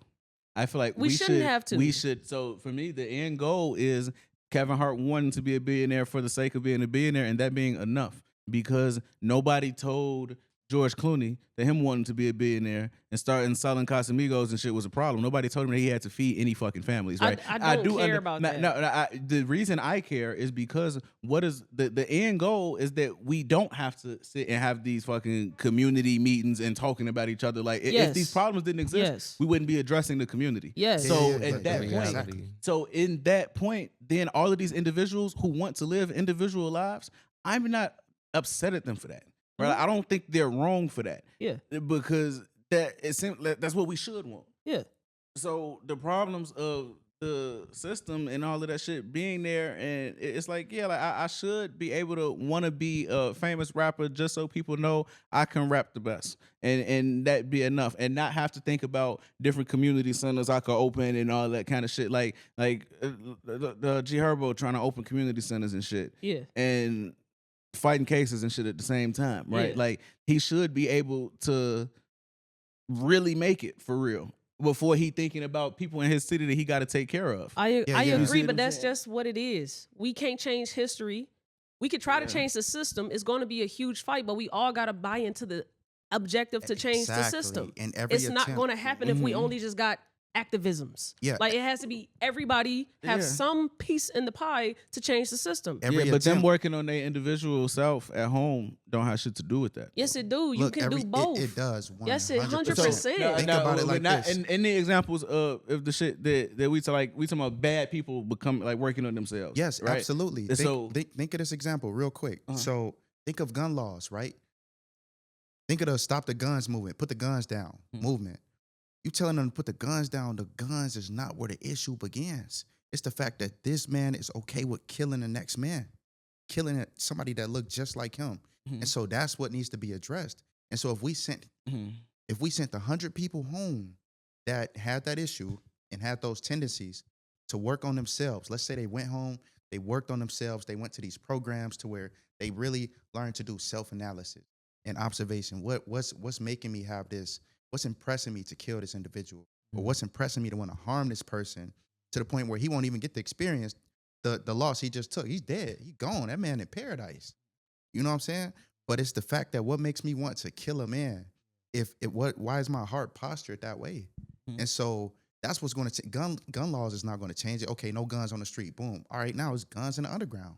You know what I'm saying? Everybody's evil is gonna find a They way. gonna find yes. It's Yeah. gonna be intaking and stabbings and just killings. Like, Negativity is gonna Yeah. find a way to express itself and exalt itself all the time. Exactly. my mama just had And that see, my thing same is- sentiment. She just said with me the same thing before I got here. Like, Yeah. See, there was my- a young man go who ahead. just my bad. He's You okay. good, But you a young good. man, he just killed his mama and his grandma Mm-hmm. with a gun. He's on the run. This Yeah. happened like a couple minutes from where I grew up. And I think either it was my sister or somebody else. We was talking. She was like, well, we need more gun laws. And my mom was like, the devil gonna creep in. She called it the devil. You call it negativity. Right. The devil gonna creep in either way it go. Period. It Right, he starts could've from found a what knife the if fuck he wanted to do made that. him kill his mama and his grandma. He was gonna Period. do that shit Exactly. regardless, no matter the weapon. So Exactly. Maybe Yeah. I'm Exactly. a pessimist, Mhm. but I feel like there's always gonna be evil people in the world. Oh yeah. I- There- Right? yeah. So, Yeah. so I feel like those things are always gonna happen. Yeah. My problem is what happens after and how we ended up in those positions, right? Mhm. But how do we end up in a position that this man is comfortable killing another man? Yeah. That's some shit that's systemic, And I feel like and that's those- how we can create I don't think so. more people. I don't think it's systemic. you don't Yeah. think it's You don't, I don't think but it's you don't systemic. you don't think systemic issues lead to a man becoming It's a comfortable? part. killing It's a another? part I of think it. it plays it's a part. spiritual. I think it plays a part. So when we talk about the system, education would be a big part of that for everybody, right? I believe Yeah. it. Okay, did everybody in the room know some people that's in the streets? Yeah. Everybody, right? Mhm. Are any of those people the same people who are some of the most educated people you know? No. Those No. those people wouldn't be on the same list, No. right? Mhm. Big system issue for me. But the signs were there. The signs were there. I think that has to do with upbringing, Yes. and that has to do with what's in the heart. Alone, maybe an hour or two ago, I talked about generational curses and things that we pass down to individuals. right. And so, kids fight. Kids fight. Each and every one of us has been in a fight on the playground, sandbox, whatever. Right. But what about the kid that's picking up a rock and smashing it on somebody's head repeatedly? Them not hands no Yeah, more. that That's nigga fighting different. Right. he want him to For a get up reason. out of there. Yeah. Uh-huh. And so even paying attention to things like that, but to your point about it being systemic, bro, I believe, and I truly believe this, I've done my research on this. We've been doing this to each other as a people, even on another continent. Mm-hmm. And that's why I say that some of this shit is human nature. And I think Exactly. we as black people deserve the right to be flawed fucking humans. Yeah. And that's what I'm saying. The system is the reason that we don't have that ability right now, because we all have to hold ourselves together, to hold each other together, to hold shit together that we shouldn't have to hold. Yeah. And that's what I mean, right? Whereas I like going back to prehistoric shit, you can go back to when black people had never seen a white person and there was conflict. I'm saying Exactly. that's going to arise. Mhm. And I think that we should have the right for that conflict to arise, and we should have the right to be flawed people without that being a representation of all of us, Yeah, right? but it's- You should be able to go still without them saying all the niggas need to wait at the front. And that's what I'm saying. It's how you Like, choose. and so- It's what your flaws so, are. yeah. You're like, oh, I'm just repeating myself at this point. You Mhm. don't have to be a certain nigga. You can be one of the ones that don't do those certain crimes, bro. But what you absolutely can. But what I don't want you to repeat yourself. What am I supposed to take away from that? From what you're saying, but you don't have So- to be that. Like, I understand that. So Like, So I believe she was saying, so to your point of we deserve to be a flawed people, I Uh-huh. believe that's in it respectfully, I believe that's taking pride in these tendencies that we know are wrong. We know they're wrong. it's not taking pride in anything. It's not taking pride in anything. I'm saying they're like the same way how you say kids fight, right? If there's a bunch of kids in the room and the kids did something wrong, we always say, oh, they're kids, right? I'm saying we have to look at humans on a level where they're humans, and that's what humans do. Humans have conflicts. Humans kill each other. They steal. They rape people. They do Yeah. a bunch of horrible shit. Yeah. And I'm saying there is nothing that any one of us can do to eradicate that. I've- But I do believe that the systems that make it so much worse when these things happen to us can be eradicated. So I think, don't believe that we're going to be able to protect each other. I think we got I to be don't very think cautious of the words that we choose when we talking about this topic in general, because there's a lot of people that look like us that think that there's certain shit that we don't do that we do, and they call it white people shit. They think white people rape. They don't see us being rapists. There's a lot of Yeah. us that go in families and it's generational molestation. And that's not some white people shit. That's some us shit, some human shit that we do. It's human nature to do some shit like that, right? Is that what you said? That's not what I said. Is that? It's not. That's, 'Cause I'm saying. it's not. I'm not, and I'm and not- I don't want you to get. it's- I don't want what I'm saying to be fucked up and me trying to make your take sound crazy. Yeah, what I'm yeah. saying is humans kill. Humans have that thing to want to kill just like an animal does. Animal kingdom. I get all of that dumb shit. But you still now have the rational ability to think. That's what differentiates us from animals and being human, is that we can rationally think. And so think, bitch. You don't have to fucking rape. You don't have to go kill shorty to go eat. I understand why you feel that way. Systematic, we get all of that. But at a certain point where I'm not saying that any system caused anybody to rape anybody. No, I don't no, want no. y'all to think that that's what I'm saying. I am saying it. I do think some things I learned behavior from repeated shit that happened to our community from white people. I'm not going to disregard buck breaking. I'm not going to disregard sneaking and getting the little girl and raping her, or the little boys that keep getting touched and now they grow up. Like, I'm not going to disregard those things being learned behaviors. But you don't have to stay that way. The same way I felt like I was going through crazy shit. I need to go get checked out. You need to have a wake up call too.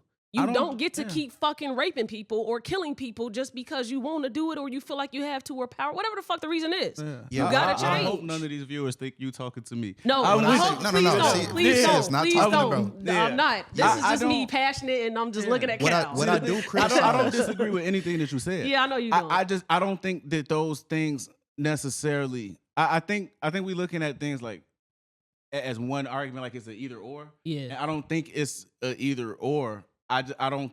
It's just like one I have a hope for, and the other one I don't. Like I don't have a hope in humanity, and like all humans, we just gonna love each other. Like no, I don't think that, right? Yeah. So unfortunately, that includes black people. Yeah. I don't think that that's how that's going to happen. Yeah. But I do think that we should not have all of these extra fucking barriers and things that harm us more when we do bad things, right? Like, so I'm sure we've all heard about cases where two criminals commit a crime and the black person gets sentenced to 100 years, right? It's like, okay, yeah, he should not have committed the crime, but I should have the ability to commit a crime and get a fair sentence. Facts. I should have that ability. Absolutely. And that's what I'm saying. Okay, Like, when you word it like so that, the absolutely. the We already had this responsibility- convo before when we was at the youth event. Absolutely. He feels like he can control the system more than we can control the humans I feel doing like- human shit. Not necessarily control. I feel like there's a higher chance of success. Okay. So let me present We're this never going to just change every human's desires. Let me Some present people this sick. perspective to you.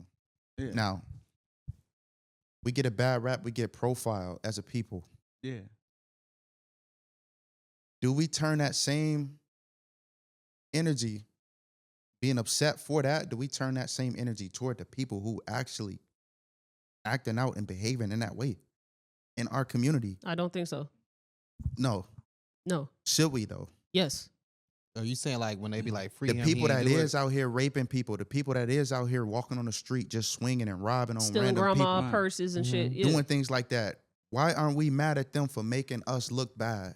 And how can we be mad at them, not for judging us, but being scared? They are scared. They not judging us. They scared. They locking their door. Not because I don't want no black person coming in my car. They scared because they see on the news all the time the people that are representing us as well, with our skin color, with our hair texture, with our makeup, with our complexion, whatever, robbing, killing, stealing.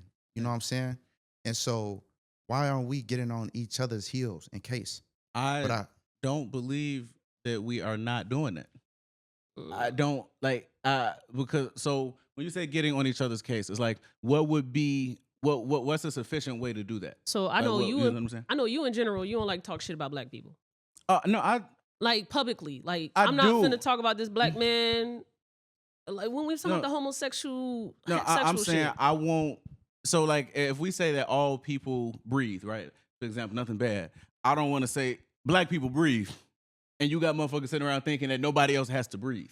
And Okay. that's what I don't like. Whereas that when we say, "Oh, black people be homophobic," like there are homophobic black people. I will never ever deny that. But when you say black people be homophobic, It's like and- you're saying and you- we're the only ones who are homophobic. Yes, right? yes. And that's where Yes. I have an issue when we Gotcha. talk about black people. It's like we can talk about black people and what they do all together. Yeah. Just don't make it seem or don't say things that can be misconstrued as we the only ones that do that. Because all that's doing is further putting us down. Like, and like what you were saying. Oh no, because I asked the question. You were answer my question, right? Yeah. About So like what's a sufficient way to do that? yeah. So I don't think we hold our people accountable enough. I think we try to give it reasons or excuses to be able to still do some shit like that. And we are afraid to hold them accountable. If this nigga out here robbing people, what would he do to me if I say don't rob somebody? I get why some people don't choose to hold people accountable because you were also in fear. When that nigga was in fear when he chose to go rob somebody. Right. But fuck, I was gonna say, I think we have to just get past that fear. That's just what we have to do. If your son is robbing people, you either gotta choose to do the right thing, mom. Send him to jail. Let them take your son. Or figure out, you got to do something for him to know that's not cool. You can't do that. And let's stop ignoring the fear that we have of one another. I can't be at a rally protesting against white people, and when it get dark outside, looking crazy, crazy. Locking 10, 12 locks on my door in my black neighborhood. The problem is I also without have addressing that as well. a problem with the black people who behave that way. Yeah. Right? So I'm with you. I think having a fear of people in general because of how they look or anything like that. Like there's gonna be some form of ism or phobia or whatever the fuck it is that absolutely applies to that, right? So I don't give a fuck if they show 10 people. It's like when after 9/11, everybody's scared of the Muslims and shit, right? Yeah. How many fucking 9/11s have we had? Yeah. You know what I'm saying? Yeah. Right. Like how many times do y'all need to be afraid of that, right? Versus on the other side, there is a documented and repeated and consistent evidence of white people being violent towards black people that does not exist the other way around. So at the point that a white person is scared, fuck are you afraid of? Yeah. And that's my problem. And even with as far as us holding each other accountable, who is supposed to hold the criminals accountable? Is it your auntie? Is it the grandma? Or is it the fucking police? Right? It's because both. nobody is telling Sally that when Bob is down there cooking meth, that she was supposed to fucking hold him accountable. The police come kick the door in, they take him, and she goes and says, he's a good boy. Well, I ain't gonna hold you. And then look at it this way, real quick. Look at it this way, though. Not only do we have the happenings, the circumstances, the robberies, the killings, whatever. Okay, that's a let's call that an action. Now, identification, what I choose to identify as, when we do get cameras in front of us, when we do get a platform, we do get media, we talking about what we finna do to the ops. We talking about what we finna do to the next nigga. We talking about what we cooking up to serve to our own people, all of that. So that also plays as a representation that white people see and take in and even are entertained by. And they have no choice, not living in our neighborhoods, not even coming down our streets. Chicago, one of the most segregated cities in the world. Yeah. It's the most segregated in the country. Not even coming on our side of town. This is all they see of us. And when we get up there, we choose to represent ourselves like that. And so now these are our spokesmen today. And they choose and identify like that. So I can't, is it messed up? Yeah. Is it bogus to profile me? Yeah. But I can't judge you for what you've seen of me. Yeah, and my people. A lot of y'all are saying a bunch of that you have. White people in y'all takes, and I don't want to let this be misconstrued, but I'm going to say for myself personally, white people have nothing to do with my drives or what I want for my community. 100%. I don't care about how they perceive me or our peoples. I don't care. I don't care about how much money they donate to our funds. I don't care. I'm solely here to see my people liberated mentally. Like that's it. And love one another. Love one another. For sure. And white people have got nothing to do with that. I don't care what they see from us. We could be the happiest people in the world, and I could give a fuck if they change their opinion. I don't care. And my thing is, I'm not saying that black people should do bad things or represent each other in bad ways, right? I think I want the day that black people are not any black person's representation, because nobody said that Post Malone got up there and represented the white people when he was performing with Fiancé. They actually would post saying she didn't have a single white person, right? Like, even though he was right there. And that's what I mean. Like, because in a world that we all just magically appeared here, white supremacy and slavery didn't exist, we would just behave as separate communities, right? But they would behave the same way that we do, and everything would be the same. And that's where I feel like my problem is coming in, right? The fact that we can't be the flawed humans without it affecting somebody else, right? Like the whole, I think the idea, like the kids in school, the teachers tell them, "Oh, you're a representation of your parents," this and that, right? I think that's as far as that shit should go. Like, you are a representation of the parents that sent you to school, not the parents who live down the block. I agree with you. and with that is like, how far does this go to the point that it's like, so now Chief Keef is the representation of all niggas from Chicago? Like, no, it shouldn't be that way. A person that's not in Chicago, he is.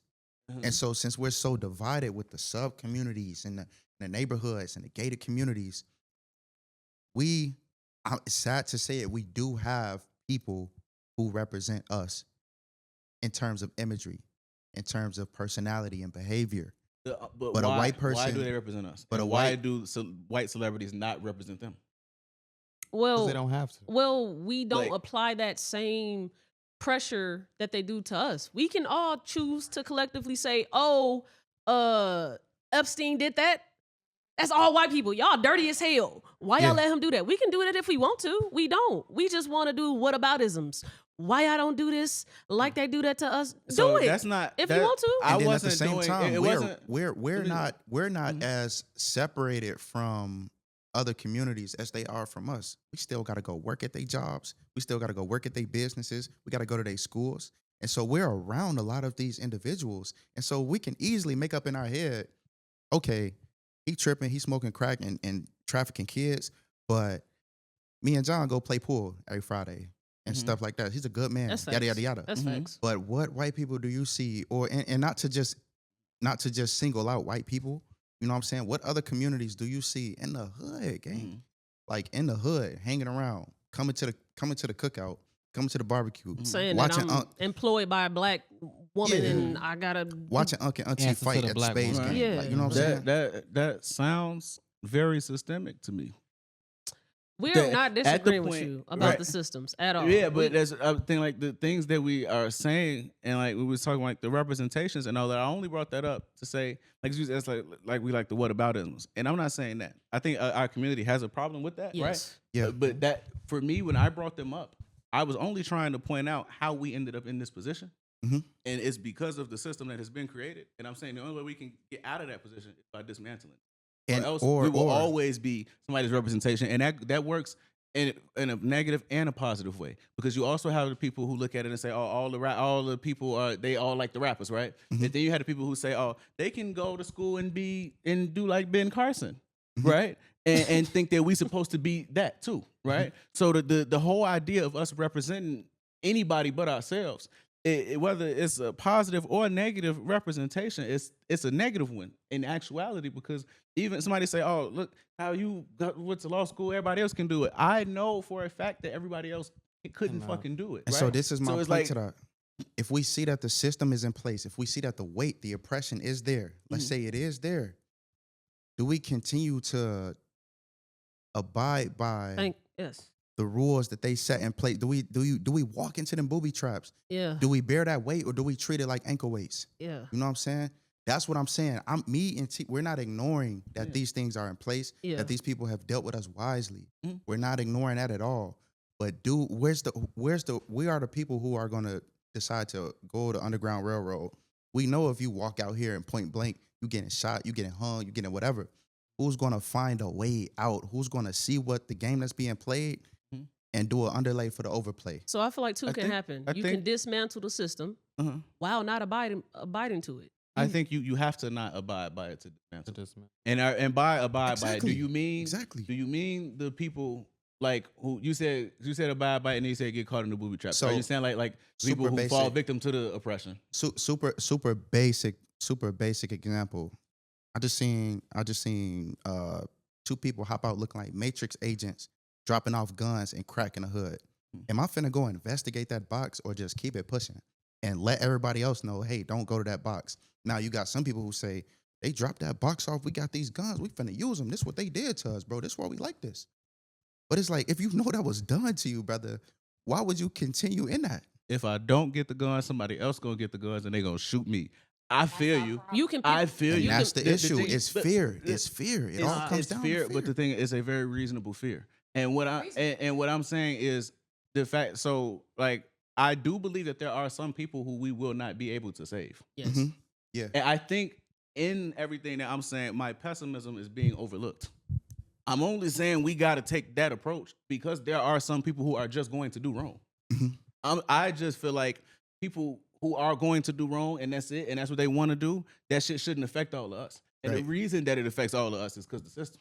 So we got to wrap this up. Like I feel you. I think we agree on some of the main points. Yeah. I just think y'all thinking I'm saying like we're gonna change the system and that's gonna fix everybody. I see I where you're think coming it's from. still gonna be a bunch of fucked up people. But I think it's always gonna be fucked up people. Right. And, so and I can't change that. That brings us back to just focus on yourself, bro. Yeah. If everybody could just focus on themselves, you plant seeds where you can. If they choose to water them and bring the increase, then so be it. But focus on yourself, be an example, lead by example, do the best you can do to make your situation and impart life into the people around you. Yeah. You know what I'm saying? That's the best that can happen. And we'll end up with more good than bad at that point. Yeah. Or if the bad still outweighs it, we'll end up with more good than we had initially. You know what I'm saying? That's a great way to look at it. Right. Dupree, you got a gem to drop to wrap up. But before we go to the gym, can I say one more thing about that? You can have that be your gym because I'm letting the gym be related to what we're talking about. So do you got any lasting takes to what we're talking about right now? And it could be your gym. I'm really just inspired by this moment that is happening. Why I'm so quiet, but I feel like the minute there's more water, we'll be able to water those seeds to grow into plants. Absolutely. If there is a lack of water, there is a lack of resources, we won't be able to shift the system and force the cycles will repeat themselves. So the minute there are more resources available, the minute that everything is less systematic, the minute things will increase. But there always will be dead plants within the garden. 100%. That's all 100%. I can say, y'all. Oh shit. Khyle, you make some really good points though, bro. Everybody did. Yeah. Everybody did. I just feel like 'cause even if you look like the numbers and shit, like the black people going to school and shit like that, everything like black people doing the right thing has been increasing for years and years and years, and we still sitting there talking about the same shit. So I feel you. I just don't feel like that's ever going to be enough. It's like how I feel like we were talking about. Like I feel like the only way you change anything in our community is going to be through education, right? We were saying like it starts at home. Me and T were talking about it. She's like, it starts with the parents. The parents got to teach the kids and shit like that. But I'm like, I know there are going to be fucked up parents. I know there are parents who can't count themselves. There are parents who don't read that fucking well, right? So me relying on, the parents, they got to help with the education. My mom works in the school. My grandparents are educators. Like we had that discussion where I'm like, it's on the school. Yeah. I get everybody who work in the school saying, oh, the parents got to help us. But like, no, y'all are the only ones who touch every single fucking child. Yep. Every day. Every single child, y'all touch them. Y'all know that kids are going home with bad parents. So because they're going home with bad parents, is it fuck them? Right. Now, I do think like once that changes, we get older, some people, it might be fucked up by that point. By the point you keep making bad decisions, it might be. But like, let's remove this so that it's strictly your bad decision. Because there's so many bad decisions that we make that once I tell you why I had to make that bad decision, it's going to go back to something systemic that's like, well, damn, what's really the fight? Right. You know? Like, so I feel you. Everything y'all saying, I didn't disagree with none of it. I think, likewise, you know, it's like, it definitely have to do that. Yeah. For sure. But it's like, what's the benefit? You know, it's like, should I pay all my bills every month except the light bill? Right. Right. You still can't turn shit on. Right. You got cable, nigga, but you can't watch it. And that's a beautiful gem. Yeah. So to wrap up 123, episode 123. Me and you, we already had talks like this outside of the pod. Yeah. You know my take on it. But for the podcast, just so nothing is being misconstrued from what I'm saying, I think everything is in conjunction. I think multiple stuff can happen at the same time, especially when I know I'm doing it with my day. Right. Niggas call me Superwoman because I can go to your birthday, go to, you know, and it's like, bruh, you just prioritize it, right? You can prioritize to go make sure that you at every parent-teacher conference that you can meet and attend to, while also when your kid get home, he's struggling with Spanish, download Duolingo and make sure that nigga own that shit every day. Like, multiple things can happen. We can't put all the pressure on the teacher. The teacher got revolving students, 20 to 30 classrooms, especially when you in the hood. That's her only job. But what if she also was a mother? She got to go home to now her extra kids. Like, it's just all of us all have to work individually to want to see better for ourselves. And then when we want to see better for ourselves, it will show in the community that we now have a bunch of outstanding people in our communities individually. We got the knuckleheads, but we don't have to focus on the knuckleheads. We can focus on the good people, the people that's trying to do the working together and shit. And we no longer have to focus on them. But because we got a focus on the dumb fucks, I think that's fucking us up. Stop focusing on them. They just gonna have, Dr. Umar said it. Some of these niggas gotta go. They can't come with us. And I agree with him. We all said that. You all can't come with us. I no longer am sending you bread when I know you only using that bread to go chase hoes. When you know you got a son at home. I'm not sending bread no more now. I'm going to send the bread to the cousin that's trying to figure out what school she should go to, and let me reward her for graduating high school and no longer give it to buddy. Like, I just think that is the little ways that you can work on yourself and work on others. And I don't think it's that hard to fucking do. Like, yeah, and for our evolutionists out there, that's just natural selection. I mean, the more people you see turn into themselves and doing their inner work, you know that's a great way to describe it. That's how animals are. Yeah. It's naturally the strongest survive. The weak niggas that's killing people, they're weak. They're not strong like the dad that's trying. He going to Amazon and he not choosing to kill niggas. He's the stronger one. So he's going to survive because he has a longer life expectancy. Yeah. You're going to die sooner. We both on the everything. same page with stuff. The system does have a huge impact on what we talking about. I just think both can happen. You can dismantle the system while also making sure I can't afford childcare. My kid can't get early childhood development, so I got to do it for him. I got to be at Amazon from 9 to 9 p.m. and I get home, I only got 3-4 hours with my kids. I'm still finna use that shit to teach them certain words that they need to know before they get to 5th grade. Like, you just got to do it. That's the sacrifice you got to give your kids when you chose to have kids when you can't have them. You can't. So that's just my take on it. Y'all, like, parents are really lazy. They still want their own life when they chose to open themselves up to new life. You can't do both. I agree. Can I leave a piece? Do your thing. That we gonna end Thank you with so whatever much. Jennah gotta say. We gonna end with that. Okay, so I do agree that things are systematic, like, but I don't blame the teachers because at the end of the day, teachers don't get paid shit. They don't get paid nothing, and they got 20 to 30 kids, and they got kids at home. So, like, what more can they do? And I do feel like everybody needs to take a piece and put their part in. Just like you said, everybody got to get a piece of the pie. Yeah. And I also feel like as long as you can see something, that's as far as it's gonna go. Yeah. So as long as you can see change happening and being able to be a part of the change, that's as far as it's gonna go. And that's where I'm gonna leave it at. That was episode 123. Shit. Cal, we're gonna have to figure out how to time track when you here. This is our third 3-hour pod, and it was with you. So it's gotta be a common denominator here, all right? Might be. Sorry, y'all. I talk. Don't be sorry. Don't be sorry.